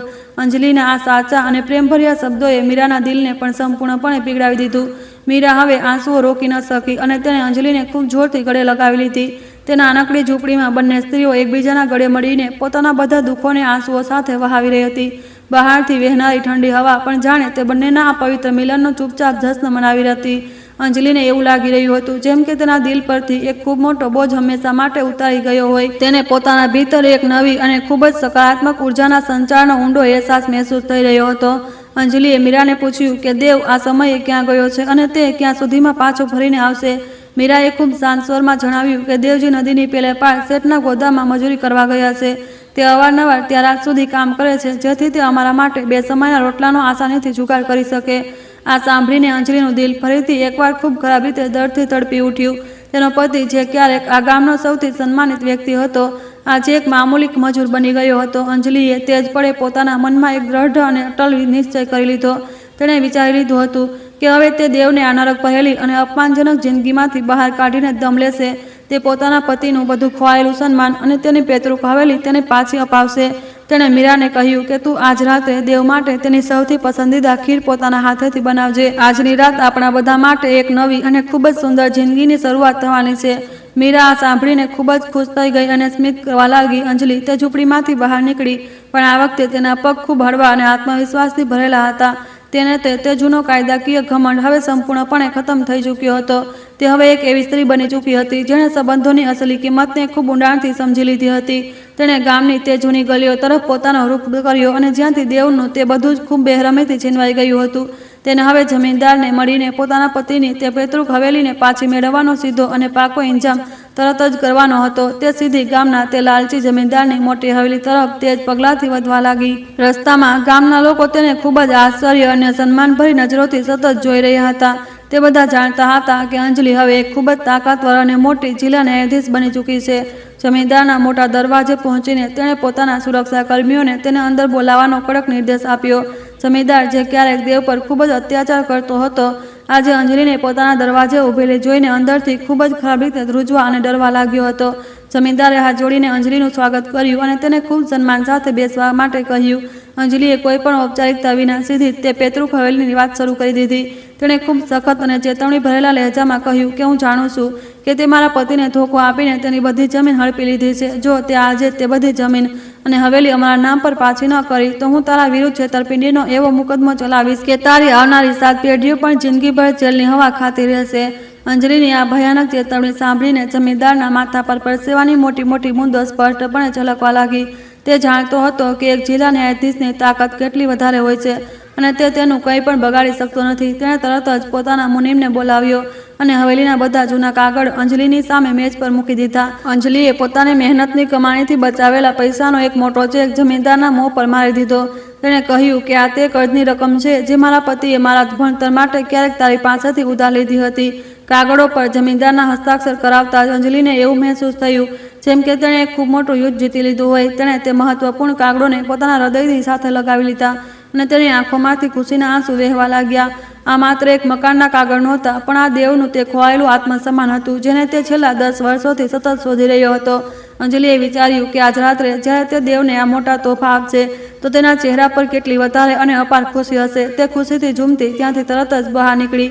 હવેલીમાંથી બહાર આવ્યા પછી અંજલિ સીધી ગામના નાના બજાર તરફ ખુશી ખુશી ચાલી ગઈ. તેણે ત્યાંથી દેવ માટે કેટલાક સારા અને નવા કપડાં ખરીદ્યા જે તે ઘણા સમયથી નહોતો પહેરી શક્યો.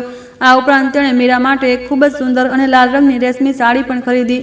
તેણે તે નાના બાળક માટે ઢગલાબંધ રમકડા અને મીઠી મીઠાઈઓ પણ લીધી. આજે તે કોઈ સરકારી ઓફિસર નહીં, પણ એક ખુશાલ અને ઉત્સાહિત ગૃહિણીની જેમ પોતાના પૂરા પરિવાર માટે પ્રેમથી ઢગલાબંધ ખરીદી કરી રહી હતી. સાંજ ઢળવા લાગી હતી અને સૂરજ પોતાની લાલીમા સાથે ગંગા નદીની પેલે પાર ધીમે ધીમે ડૂબી રહ્યો હતો. અંજલિ પોતાના હાથોમાં તે બધો સામાન અને ખુશીથી ભરેલું દિલ લઈને તે ઝૂંપડી તરફ પાછી ફરી રહી હતી. તેને હવે દેવનો સામનો કરવામાં કોઈ પણ ડર કે સંકોચ મહેસૂસ નહોતો થઈ રહ્યો.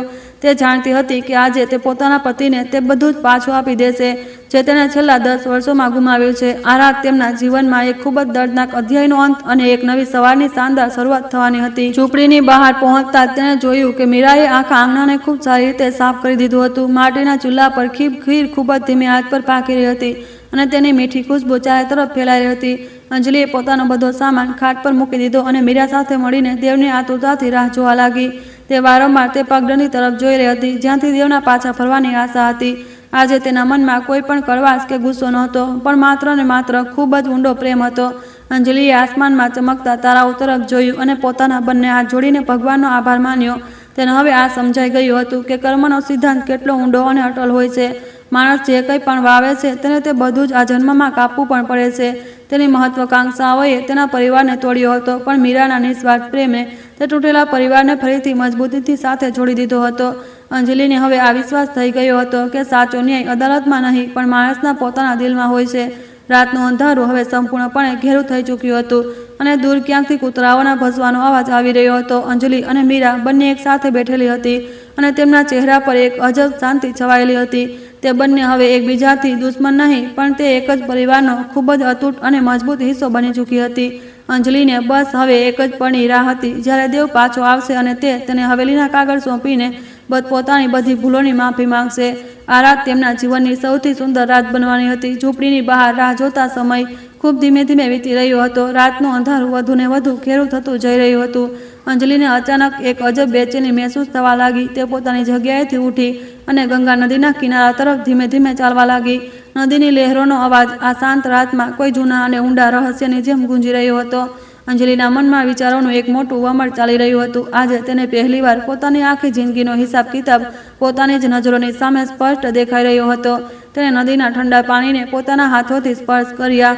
આ તે જ પવિત્ર ગંગા હતી જેણે જ ના જાણે કેટલા પાપીઓને પોતાના જળથી ધોઈને પવિત્ર કર્યા છે. અંજલિને લાગ્યું કે આજે તેને પણ પોતાના ઘમંડ અને સ્વાર્થના પાપોથી સંપૂર્ણપણે મુક્ત થવાની ખૂબ જરૂર છે. તે ત્યાં કિનારે પડેલી એક ચટ્ટાન પર ચૂપચાપ બેસી ગઈ. તેણે આસમાનમાં ચમકતા અગણિત તારાઓને જોયા અને પોતાની જિંદગીના છેલ્લા 10 વર્ષોની દરેક એક પળને ખૂબ જ ઊંડાણથી યાદ કરવાની કોશિશ કરવા લાગી.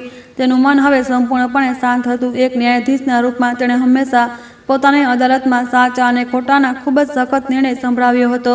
તેણે હંમેશા એવું જ માન્યું હતું કે કાયદાની જાડી કિતાબો જ સમાજમાં ન્યાય સ્થાપિત કરવાનો સૌથી મોટો અને એકમાત્ર રસ્તો છે. પણ આજે તેને સમજાયું હતું કે માનવ નિર્મિત કાયદો કેટલો અધૂરો અને સપાટી પરનો હોય છે. કાયદો માત્ર બાહ્ય પુરાવાઓ અને સાક્ષીઓના આધારે સજા આપે છે પણ તે માણસના આત્મા, તેના ઊંડા દર્દ અને તેની મોટી મજબૂરીઓને ક્યારેય વાંચી શકતો નથી. આજે અંજલિનો આ કાયદાકીય ઘમંડ ખૂબ ખરાબ રીતે તૂટી રહ્યો હતો. તેને યાદ આવ્યું કે જ્યારે તે અદાલતની સૌથી ઊંચી ખુરશી પર બેસીને પોતાનો કાળો કોટ પહેરી હતી તો તેને પોતાના પર કેટલું ગર્વ વધારે મહેસૂસ થયું હતું. પણ આજે તેને તે કાળા કોટમાંથી ખૂબ તેજ દુર્ગંધ અને ભયાનક ગુગળામણનો અહેસાસ થઈ રહ્યો હતો.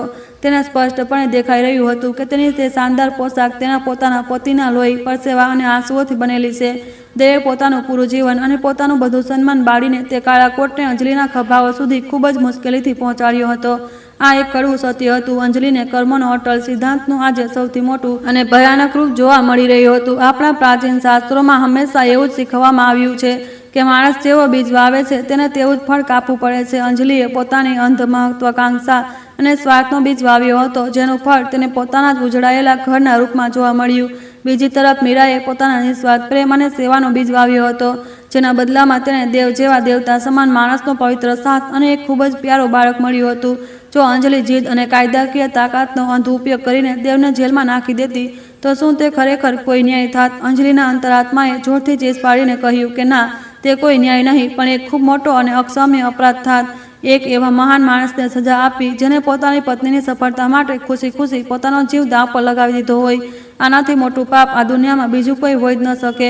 અંજલિને પોતાની વિચારસરણી અને પોતાના વ્યવસાય પર આજે પહેલીવાર ખૂબ જ વધારે શરમ મહેસૂસ થઈ રહી હતી.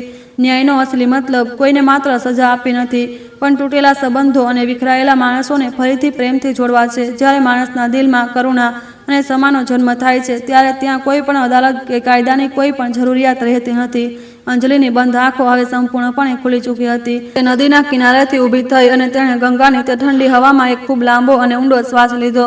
તેના આત્માનો બધો ભાર બોજ જાણે આ ઠંડી હવામાં કાયદા માટે પવિત્ર નદીમાં હંમેશા માટે વહી ગયો હોય. ઝૂંપડી તરફ પાછી ફરતી વખતે અંજલિના મનમાં દેવ માટે સન્માનનો એક ખૂબ મોટો અને નવો સમુદ્ર ઉમટી રહ્યો હતો. તે વિચારી રહી હતી કે જે સમાજે દેવનો બહિષ્કાર કરી દીધો હતો તે જ સમાજમાં દેવે મીરા જેવી અછૂત મહિલાને પોતાનું નામ આપીને ઇન્સાનિયતનો સૌથી મોટો ધર્મ નિભાવ્યો હતો.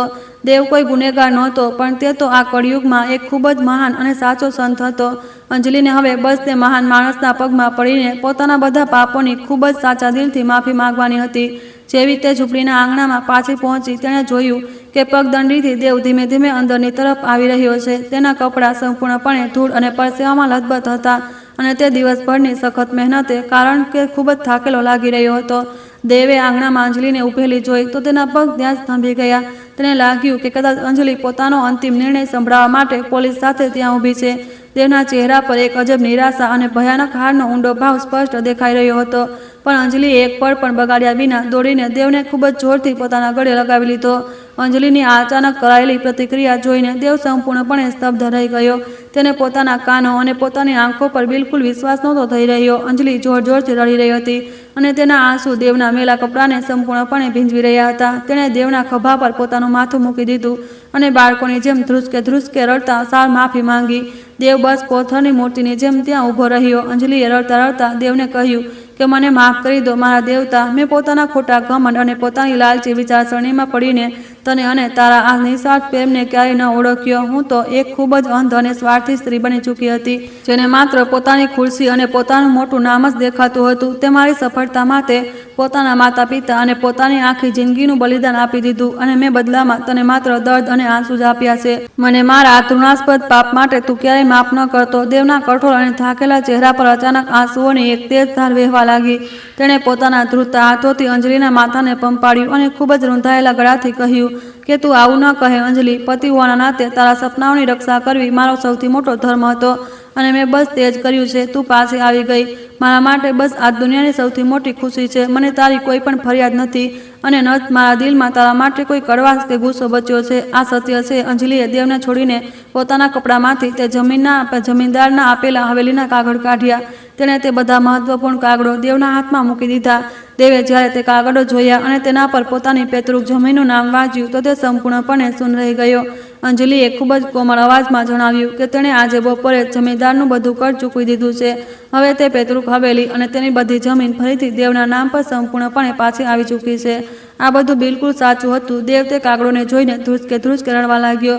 તે હવેલી માત્ર એક મકાન નહોતી, પણ તે તેના માતા પિતાની છેલ્લી નિશાની હતી અને તેનું પોતાનું ખોવાયેલું સન્માન હતું. અંજલિએ દેવના આંસુ લૂછતા કહ્યું કે મેં તારા માટે નવા કપડાં પણ ખરીદ્યા છે. જા જઈને જલ્દીથી નદીમાં સ્નાન કરી લે અને આ મેલા કપડાને હંમેશા માટે ઉતારીને ફેંકી દે. આજથી આપણે એક નવી અને ખૂબ જ ખુશાલ જિંદગીની શરૂઆત કરવા જઈ રહ્યા છીએ, જેમાં કોઈ પણ દુઃખ કે કોઈ પણ અલગા થવું બિલકુલ નહીં હોય. આ મારો પાકો વાયદો છે.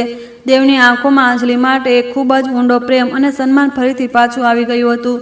તે કંઈ પણ કહ્યા વિના ઝૂંપડીની અંદર ગયો અને ત્યાંથી નાહવા માટે નદી તરફ નીકળી પડ્યો. મીરા આ બધું દરવાજાની પાછળ ઊભી રહીને ખૂબ જ ચૂપચાપ જોઈ રહી હતી. તેની આંખોમાં પણ ખુશીના આંસુ હતા, કારણ કે તેનો દેવજી હવે પોતાની જૂના અને સાચા રૂપમાં પાછો ફરી રહ્યો હતો. અંજલિએ મીરાને જોઈ અને તેની પાસે જઈને તેણે ખૂબ જ પ્રેમથી પોતાના ગળે લગાવી લીધી. તે બંને ખૂબ જ ખુશ હતી. અંજલિએ મીરાને કહ્યું કે તું હવે મારી નાની બહેન જેવી છે. અમે બંને મળીને દેવ અને આ નાના બાળકનું ખૂબ જ સારી રીતે ધ્યાન રાખીશું. આવતીકાલે સવાર થતાં જ અમે ત્રણેય આ તૂટેલી ઝૂંપડીને હંમેશા માટે છોડીને અમારી તે પેતૃક હવેલીમાં પાછા જતા રહીશું. ત્યાં અમે બધા એક જ પરિવારની જેમ કોઈ પણ ભેદભાવ વિના ખૂબ પ્રેમથી રહીશું. સમાજ શું કહેશે અને દુનિયા શું વિચારશે, મને હવે આ બધી ફાલતુ વાતોથી કોઈ પણ પરવા નથી. મને બસ મારો પૂરો પરિવાર હંમેશા એક સાથે જોઈએ છે. રાતનું ભોજન ખૂબ જ શાંતિ અને આનંદ સાથે કરવામાં આવ્યું. મીરાના હાથોથી બનેલી તે મીઠાઈ ખીર આજે અંજલિને દુનિયાની સૌથી સ્વાદિષ્ટ ભોજન લાગી રહી હતી. દેવ પણ નવા કપડામાં ખૂબ જ સુંદર અને ખુશ દેખાઈ રહ્યો હતો. તે નાનકડી ઝૂંપડીમાં આજે એક ખૂબ જ મોટો અને શાનદાર મહેલથી પણ વધારે રોશની અને સકારાત્મક ઉર્જા ફેલાયેલી હતી. ત્રણેય એક સાથે બેસીને ખૂબ વાતો કરી અને પોતાના જૂના દુઃખોને હંમેશા માટે ભૂલવાનો એક ખૂબ જ પાકો અને સાચો વાયદો કર્યો. આ બધું ખૂબ જ અદ્ભુત અને સુંદર હતું. જ્યારે રાત ખૂબ ઘેરી થઈ ગઈ અને બધા સૂવાની તૈયારી કરવા લાગ્યા તો અંજલિ એકવાર ફરીથી બહાર ખુલ્લા આસમાન નીચે આવી ગઈ. તે આજની આ સુંદર રાતને પોતાના દિલમાં સંપૂર્ણપણે સંજોવી લેવા માંગતી હતી. તેને મહેસૂસ થઈ રહ્યું હતું કે કર્મોનું આ ચક્ર કેટલું અજબ અને કેટલું રહસ્યમય હોય છે. એક અજાણ્યા લાલચે તેને ઘરથી દૂર કરી હતી અને એક અજાણ્યો પ્રેમે તેને પાછી તેની સાચી જગ્યા પર લાવી દીધી હતી. ઈશ્વરની રચેલી આ માયા ખરેખર ખૂબ જ વધારે અદ્ભુત અને મહાન છે. તેણે વિચાર્યું કે જો તે પોતાની કાયદાકીય ડિગ્રીઓના અહંકારમાં ફસાયેલી રહેતી તો આજે તે પોતાના જીવનના સૌથી મોટા અને સાચા સુખથી હંમેશા માટે વંચિત રહી જાત. આજે તેને કાયદાને નહીં પણ કરુણા અને પ્રેમને પસંદ કર્યો હતો. આ તેની જિંદગીનો સૌથી સારો અને સૌથી સાચો નિર્ણય હતો. તેણે આસમાન તરફ જોઈને પોતાના ભગવાનનો ખૂબ જ સાચા મનથી આભાર માન્યો. અંજલિને હવે આ પૂરો વિશ્વાસ થઈ ગયો હતો કે સાચી શાંતિ ફક્ત ક્ષમા કરવા અને બીજાઓને સાચા દિલથી અપનાવવામાં છે, સંપૂર્ણપણે સમાયેલી હોય છે. હવે તે કોઈ સામાન્ય ન્યાયાધીશ નહોતી રહી, પરંતુ તે એક એવી ન્યાયપ્રિય ઇન્સાન બની ચૂકી હતી જેણે પોતાની આત્માના ભીતરની સૌથી મોટી અદાલતને જીતી લીધી હતી. આવતીકાલ સવારનો સૂરજ તેના અને તેના પરિવાર માટે એક ખૂબ જ શાનદાર અને નવી આશા લઈને ઉગવાનો હતો. અંજલિના દિલમાં હવે કોઈ પણ ડર કે કોઈ પણ પસ્તાવો નહોતો. તે સ્મિત કરતી ઝૂંપડીની અંદર પાછી ગઈ અને પોતાના પતિ દેવની બાજુમાં એક ખૂબ જ ઊંડી અને શાંતિપૂર્ણ ઊંઘમાં સૂઈ ગઈ. તે રાત ખરેખર ખૂબ જ મીઠી હતી. સપનાઓમાં અંજલિને પોતાની તે જૂની અને સુંદર હવેલી દેખાઈ રહી હતી, જ્યાં તે ક્યારેક એક નવી નવેલી દુલ્હન બનીને આવી હતી. તેણે તે આંગણું દેખાઈ રહ્યું હતું, જ્યાં દેવની માં તેને ખૂબ જ પ્રેમથી પોતાના હાથોથી ખાવાનું ખવડાવતી હતી. તે જાણતી હતી કે તે ભૂતકાળ હવે ક્યારેય પાછો આવી શકતો નથી, પણ તે પોતાના આજ અને પોતાના આવનારા કાળને ખૂબ જ સુંદર જરૂર બનાવી શકે છે. કાલથી શરૂ થનારી તે નવી જિંદગી તે બધા દુઃખો પર એક ખૂબ જ મીઠો અને ઊંડો મલમ લગાવનારી હતી. આ એક શાનદાર શરૂઆત હતી. સવાર થતાં જ પક્ષીઓના કલરવે ઝૂંપડીના તે શાંત અને સુંદર માહોલને સંપૂર્ણપણે જગાડી દીધો. અંજલિએ પોતાની આંખો ખોલી તો જોયું કે સૂરજની કિરણો સીધી તેના ચહેરા પર પડી રહી હતી. આ કિરણો તેને એક નવી ઉર્જા અને એક નવા જીવનનો અહેસાસ કરાવી રહી હતી. દેવ અને મીરા પણ ઉઠી ચૂક્યા હતા અને તેમના ચહેરા પર પણ એક ખૂબ જ અલગ ખુશી અને એક નવો આત્મવિશ્વાસ સ્પષ્ટ દેખાઈ રહ્યો હતો. આજે તે બધાને પોતાના જૂના ઘરમાં પૂરા સન્માન સાથે પાછા ફરવાનું હતું. આ એક ખૂબ જ મોટો દિવસ હતો. સવારનો સૂરજ આજે એક નવી ચમક સાથે આસમાનમાં પોતાની પૂરી શાંતિ ઉદય થયો હતો. તે નાનકડી ઝૂંપડીમાં આજે કોઈને કોઈ દુઃખ કે પસ્તાવો બિલકુલ મહેસૂસ નહોતો થઈ રહ્યો. અંજલિ, દેવ અને મીરાએ પોતાની સમીતી દુનિયાનો બધો સામાન સંકેલવાનું શરૂ કરી દીધું હતું. મીરાએ માટીના ચૂલાને છેલ્લીવાર ખૂબ પ્રેમથી સ્પર્શ કર્યો, જેણે મુશ્કેલ સમયમાં તેમને જીવતા રાખ્યા હતા. આજે તેઓ આ ગરીબીને હંમેશા માટે પાછળ છોડીને પોતાની પેતૃક હવેલી તરફ એક નવી શરૂઆત કરવાના હતા. દેવે પેતૃક ઘર પાછા ફરવાની ખુશીમાં ગંગા નદી તરફ જોઈને ઊંડો શ્વાસ લીધો. અંજલિએ આગળ વધીને દેવનો હાથ થામી લીધો અને બીજી તરફથી મીરાએ સાથે ચાલવાનો ઈશારો કર્યો. ત્રણેય મળીને તે ઉજ્જડ જમીન અને તૂટેલી ઝૂંપડીને પોતાની ભીની આંખોથી છેલ્લી વાર જોઈ. તે ઝૂંપડી માત્ર માળખું નહોતી, પણ તેમના નિસ્વાર્થ પ્રેમ અને કઠોર સંઘર્ષની સાક્ષી હતી.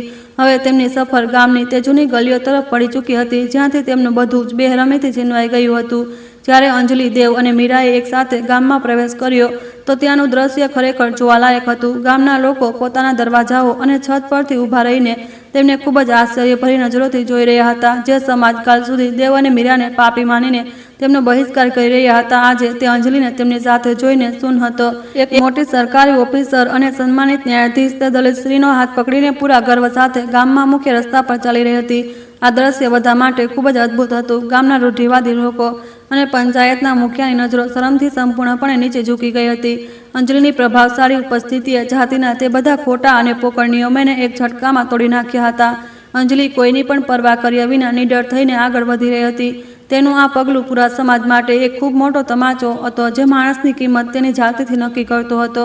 આજે અંજલિએ આ સાબિત કરી દીધું હતું કે સાચો ધર્મ માત્ર અને માત્ર પવિત્ર પ્રેમ અને ઊંડી ઇન્સાનિયતથી વસે છે. માં ચાલતા ચાલતા તેઓ આખરે તે વિશાળ પેતૃક હવેલીના મુખ્ય દરવાજે પહોંચી ગયા. હવેલીનું જૂનું તાળું ખોલતી વખતે દેવના હાથ ખૂબ જ ધ્રુજી રહ્યા હતા. આ દરવાજા તે 10 વર્ષ પહેલા બેઇજ્જત કરીને બહાર કાઢવામાં આવ્યો હતો.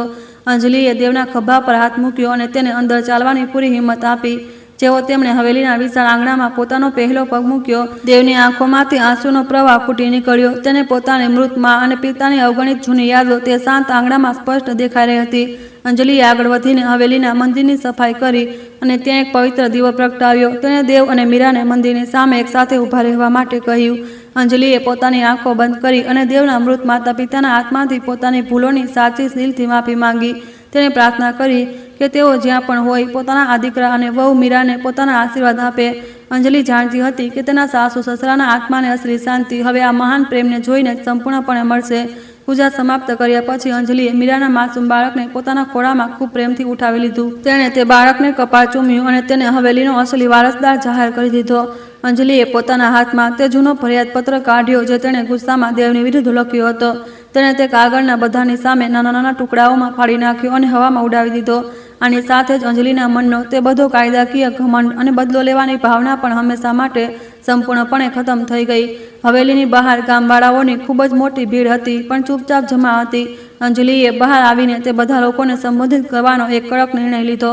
તેણે તેજ અને સ્પષ્ટ અવાજમાં કહ્યું કે તમે ગામ લોકો જેને પાપ અને અછૂતપણું કહો છો, તે અસલમાં મારી જિંદગીનો સૌથી પવિત્ર આશીર્વાદ છે. મીરા કોઈ સામાન્ય સ્ત્રી નથી, પણ તે મારા પરિવારની રક્ષક અને મારી બહેન સમાન છે. આજથી આ હવેલી અમારા ત્રણેયનું સહિયારું ઘર છે અને કોઈ પણ સમાજ અને અમને હવે ક્યારેય અલગ કરી શકે નહીં.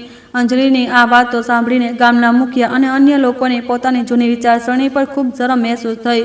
તેમણે દેવ સાથે જે અમાનવીય વ્યવહાર કર્યો હતો તેનો પસ્તાવો તેમને અંદરથી ખૂબ જ ખરાબ રીતે ખાઈ રહ્યો હતો. એક અભણ અને દલિત સ્ત્રીના મહાન ત્યાગે ગામના મોટા જ્ઞાનીઓને સંપૂર્ણપણે નિરુદ્ધ કરી દીધા હતા. મુખિયાએ આગળ વધીને દેવથી પોતાની ભૂલોની માફી માંગી અને તેમને ગામના પાછા સન્માનપૂર્વક સામેલ કરવાની મોટી ઘોષણા કરી. આ ન્યાય અને ઇન્સાનિયતથી એક ખૂબ મોટી જીત હતી. બપોરના સમયે જ્યારે ગામનો માહોલ સંપૂર્ણપણે શાંત થઈ ગયો ત્યારે અંજલિએ ગંગા સ્નાન કરવાની ઈચ્છા વ્યક્ત કરી. તે પોતાના ભૂતકાળના બધા પાપો અને પોતાના તે ખોટા અહંકારને ગંગાની પવિત્ર લહેરોમાં હંમેશા માટે વિસર્જિત કરવા માંગતી હતી. દેવ અને મીરા પણ તેની સાથે નદીના તે શાંત કિનારે આવી ગયા. ત્રણેય એકબીજાનો હાથ પકડ્યો અને ગંગામાં તે ઠંડા અને પવિત્ર જળમાં એકસાથે ડૂબકી લગાવી.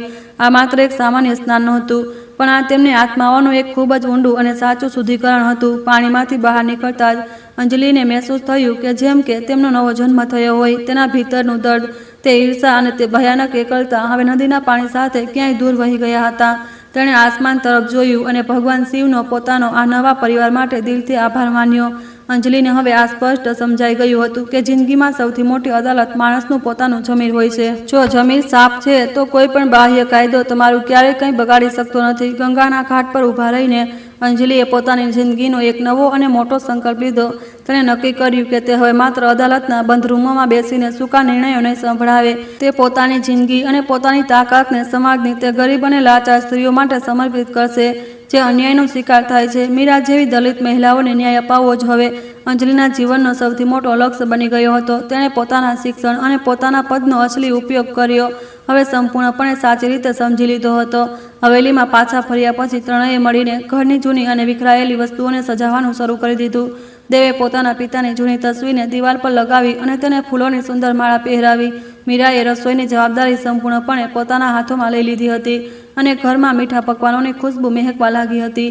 અંજલિ આંગણામાં બેસીને તે નાના બાળકને વાંચતા લખતા શીખવાડવાની યોજના બનાવી રહી હતી.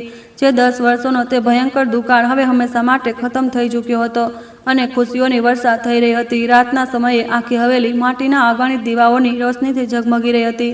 અંજલિએ પોતાની જિંદગીમાં આવી દિવાળી ક્યારેય નહોતી જોઈ જે આટલી સાદગી અને સાચી ખુશીથી ભરેલી હોય. તે છત પર ઊભી રહીને ગામના તે શાંત વાતાવરણને ઊંડાણથી મહેસૂસ કરી રહી હતી. તેને યાદ આવ્યું કે કેવી રીતે તે ન્યાયની શોધમાં ભટકી રહી હતી, પણ અંતમાં તેને ન્યાય નહીં પણ અપાર કરુણાની પ્રાપ્તિ થઈ. કરુણા જે ન્યાયથી ક્યાંય વધારે મહાન હોય છે. દેવ પણ ચૂપચાપ આવીને અંજલિ પાસે ઊભો થઈ ગયો અને સ્મિત કરવા લાગ્યો. અંજલિએ દેવ તરફ જોયું અને કહ્યું કે તે મને તે પાઠ શીખવ્યો છે જે દુનિયાની કોઈ પણ મોટી યુનિવર્સિટી ક્યારેય ન શીખવી શકે. તે મને શીખવ્યું કે અસલી ધર્મ માત્ર ગ્રંથોને વાંચવો નથી હોતો, પણ કોઈ રડતા માણસના આંસુ લૂછવામાં જ સૌથી મોટો ધર્મ છે. દેવે અંજલિનો હાથ પોતાના હાથોમાં લીધો અને કહ્યું કે આ બધું ગંગા મૈયા અને તે ભગવાન શિવની ઈચ્છા હતી. અમે તો માત્ર કઠપૂતળી છીએ જે પોતાનું કર્મોનું ફળ ભોગવી રહ્યા છીએ અને તેનાથી નવી વસ્તુઓ શીખી રહ્યા છીએ. બીજી સવારે અંજલિએ પોતાની સરકારી ગાડી મંગાવી. તેને આજે પાછી પોતાના શહેરની અદાલતમાં જવાનું હતું, પણ આ વખતે તે હંમેશા માટે ત્યાં નહોતી જઈ રહી. તેણે પોતાની બદલી આ જિલ્લામાં કરાવવાની અરજી પહેલેથી જ આપી દીધી હતી જેથી તે પોતાના પરિવાર સાથે આ હવેલીમાં રહી શકે. જ્યારે તે ગાડીમાં બેસવા લાગી તો મીરાએ તેના કપાળ પર લાલ ટીકો લગાવ્યો અને તેને વિદાય આપી. અંજલિએ મીરાને ગળે લગાવી અને કહ્યું કે તે સાંજે પાછી ઘરે આવી જશે. આ એક ખૂબ જ ભાવુક અને સુંદર વિદાય હતી.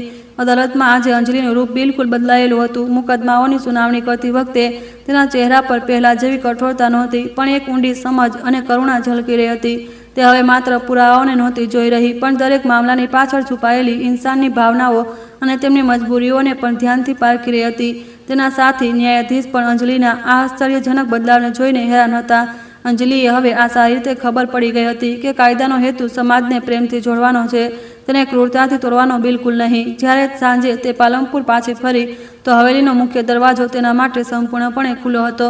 આંગણામાં દેવ અને મીરા તે નાના બાળક સાથે રમી રહ્યા હતા. આ દ્રશ્ય જોઈને અંજલિને એવું લાગ્યું જેમ કે તેને પોતાની આખી જિંદગીનો સૌથી મોટો ઇનામ મળી ગયો હોય. તે પોતાનો સરકારી બેગ બાજુમાં મૂકીને સીધી તે બાળકને પોતાની બાહોમાં ભરવા માટે દોડી પડી. હવેલીમાં ફરીથી તે જ જૂની હસી અને ખુશી ગુંજી રહી હતી જે 10 વર્ષ પહેલાં ત્યાંથી સંપૂર્ણપણે ગાયબ થઈ ચૂકી હતી. આ એક પૂર્ણ અને સુખી પરિવાર હતો. સમય વીતતો ગયો અને અંજલિને પાલનપુર ગામમાં ગરીબ છોકરીઓ માટે એક નાનકડી સ્કૂલ પણ ખોલાવી દીધી. તેણે આ સ્કૂલની જવાબદારી મીરાને સોંપી દીધી જેથી તે છોકરીઓને સારા સંસ્કાર અને શિક્ષણ આપી શકે. જે મીરા ક્યારેય સમાજની નજરોમાં એક અભણ અને અછૂત સ્ત્રી હતી, આજે તે જ ગામમાં તે એક ખૂબ જ સન્માનિત શિક્ષિકા બની ચૂકી હતી. દેવ ખેતરોમાં નવી ટેકનિકથી ખેતી કરવા લાગ્યો અને હવે તેણે પોતાના ઉજ્જડ ખેતરોને ફરીથી લીલાછમ બનાવી દીધા હતા. તેમનું જીવન હવે એક આદર્શ ઉદાહરણ બની ચૂક્યું હતું. આ વાર્તાએ પૂરા સમાજને કર્મ અને ધર્મનો એક ખૂબ જ ઊંડો સંદેશ આપ્યો છે. માણસ જેવો કર્મ કરે તેને તેવા જ પરિણામ મળે છે. જે અંજલિએ પોતાની મહત્વાકાંક્ષાઓમાં અંત થઈને જે કર્મ કર્યા હતા તેને ખૂબ રડાવ્યું, પણ અંતે તેણે પોતાની ભૂલોને સ્વીકારી અને ક્ષમાનો રસ્તો પસંદ કર્યો. આ ક્ષમા અને પ્રેમ જ હતો જેણે તૂટતા પરિવારને ફરીથી જોડીને એક નવી મિસાલ કાયમ કરી. સાચી સફળતા પૈસા કે ઊંચા પદમાં નહીં, પણ પોતાનાઓથી સાચો પ્રેમ અને શાંતિથી જીવન પસાર કરવામાં સંપૂર્ણપણે સમાયેલી હોય છે. અંજલિ અવારનવાર પોતાની અદાલતની રજાઓમાં દેવ સાથે ખેતરોમાં કામ કરવા જતી હતી.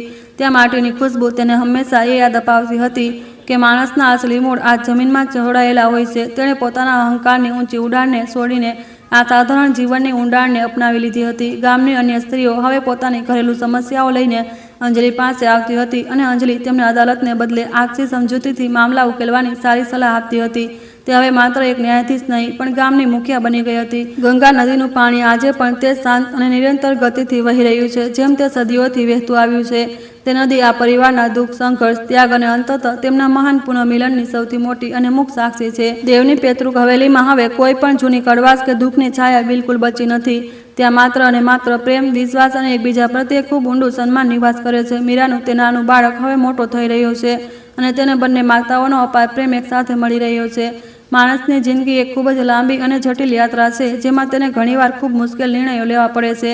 અંજલિ આ દર્દનાક વાર્તાએ આપણને એ શીખવ્યું છે કે ન્યાય હંમેશા માત્ર કાયદાની આંધળી ધારાઓથી થતો નથી. સાચો ન્યાય તે જ છે જે કોઈના દર્દને ઓછો કરી શકે અને તેના આંસુઓને લૂછી શકે.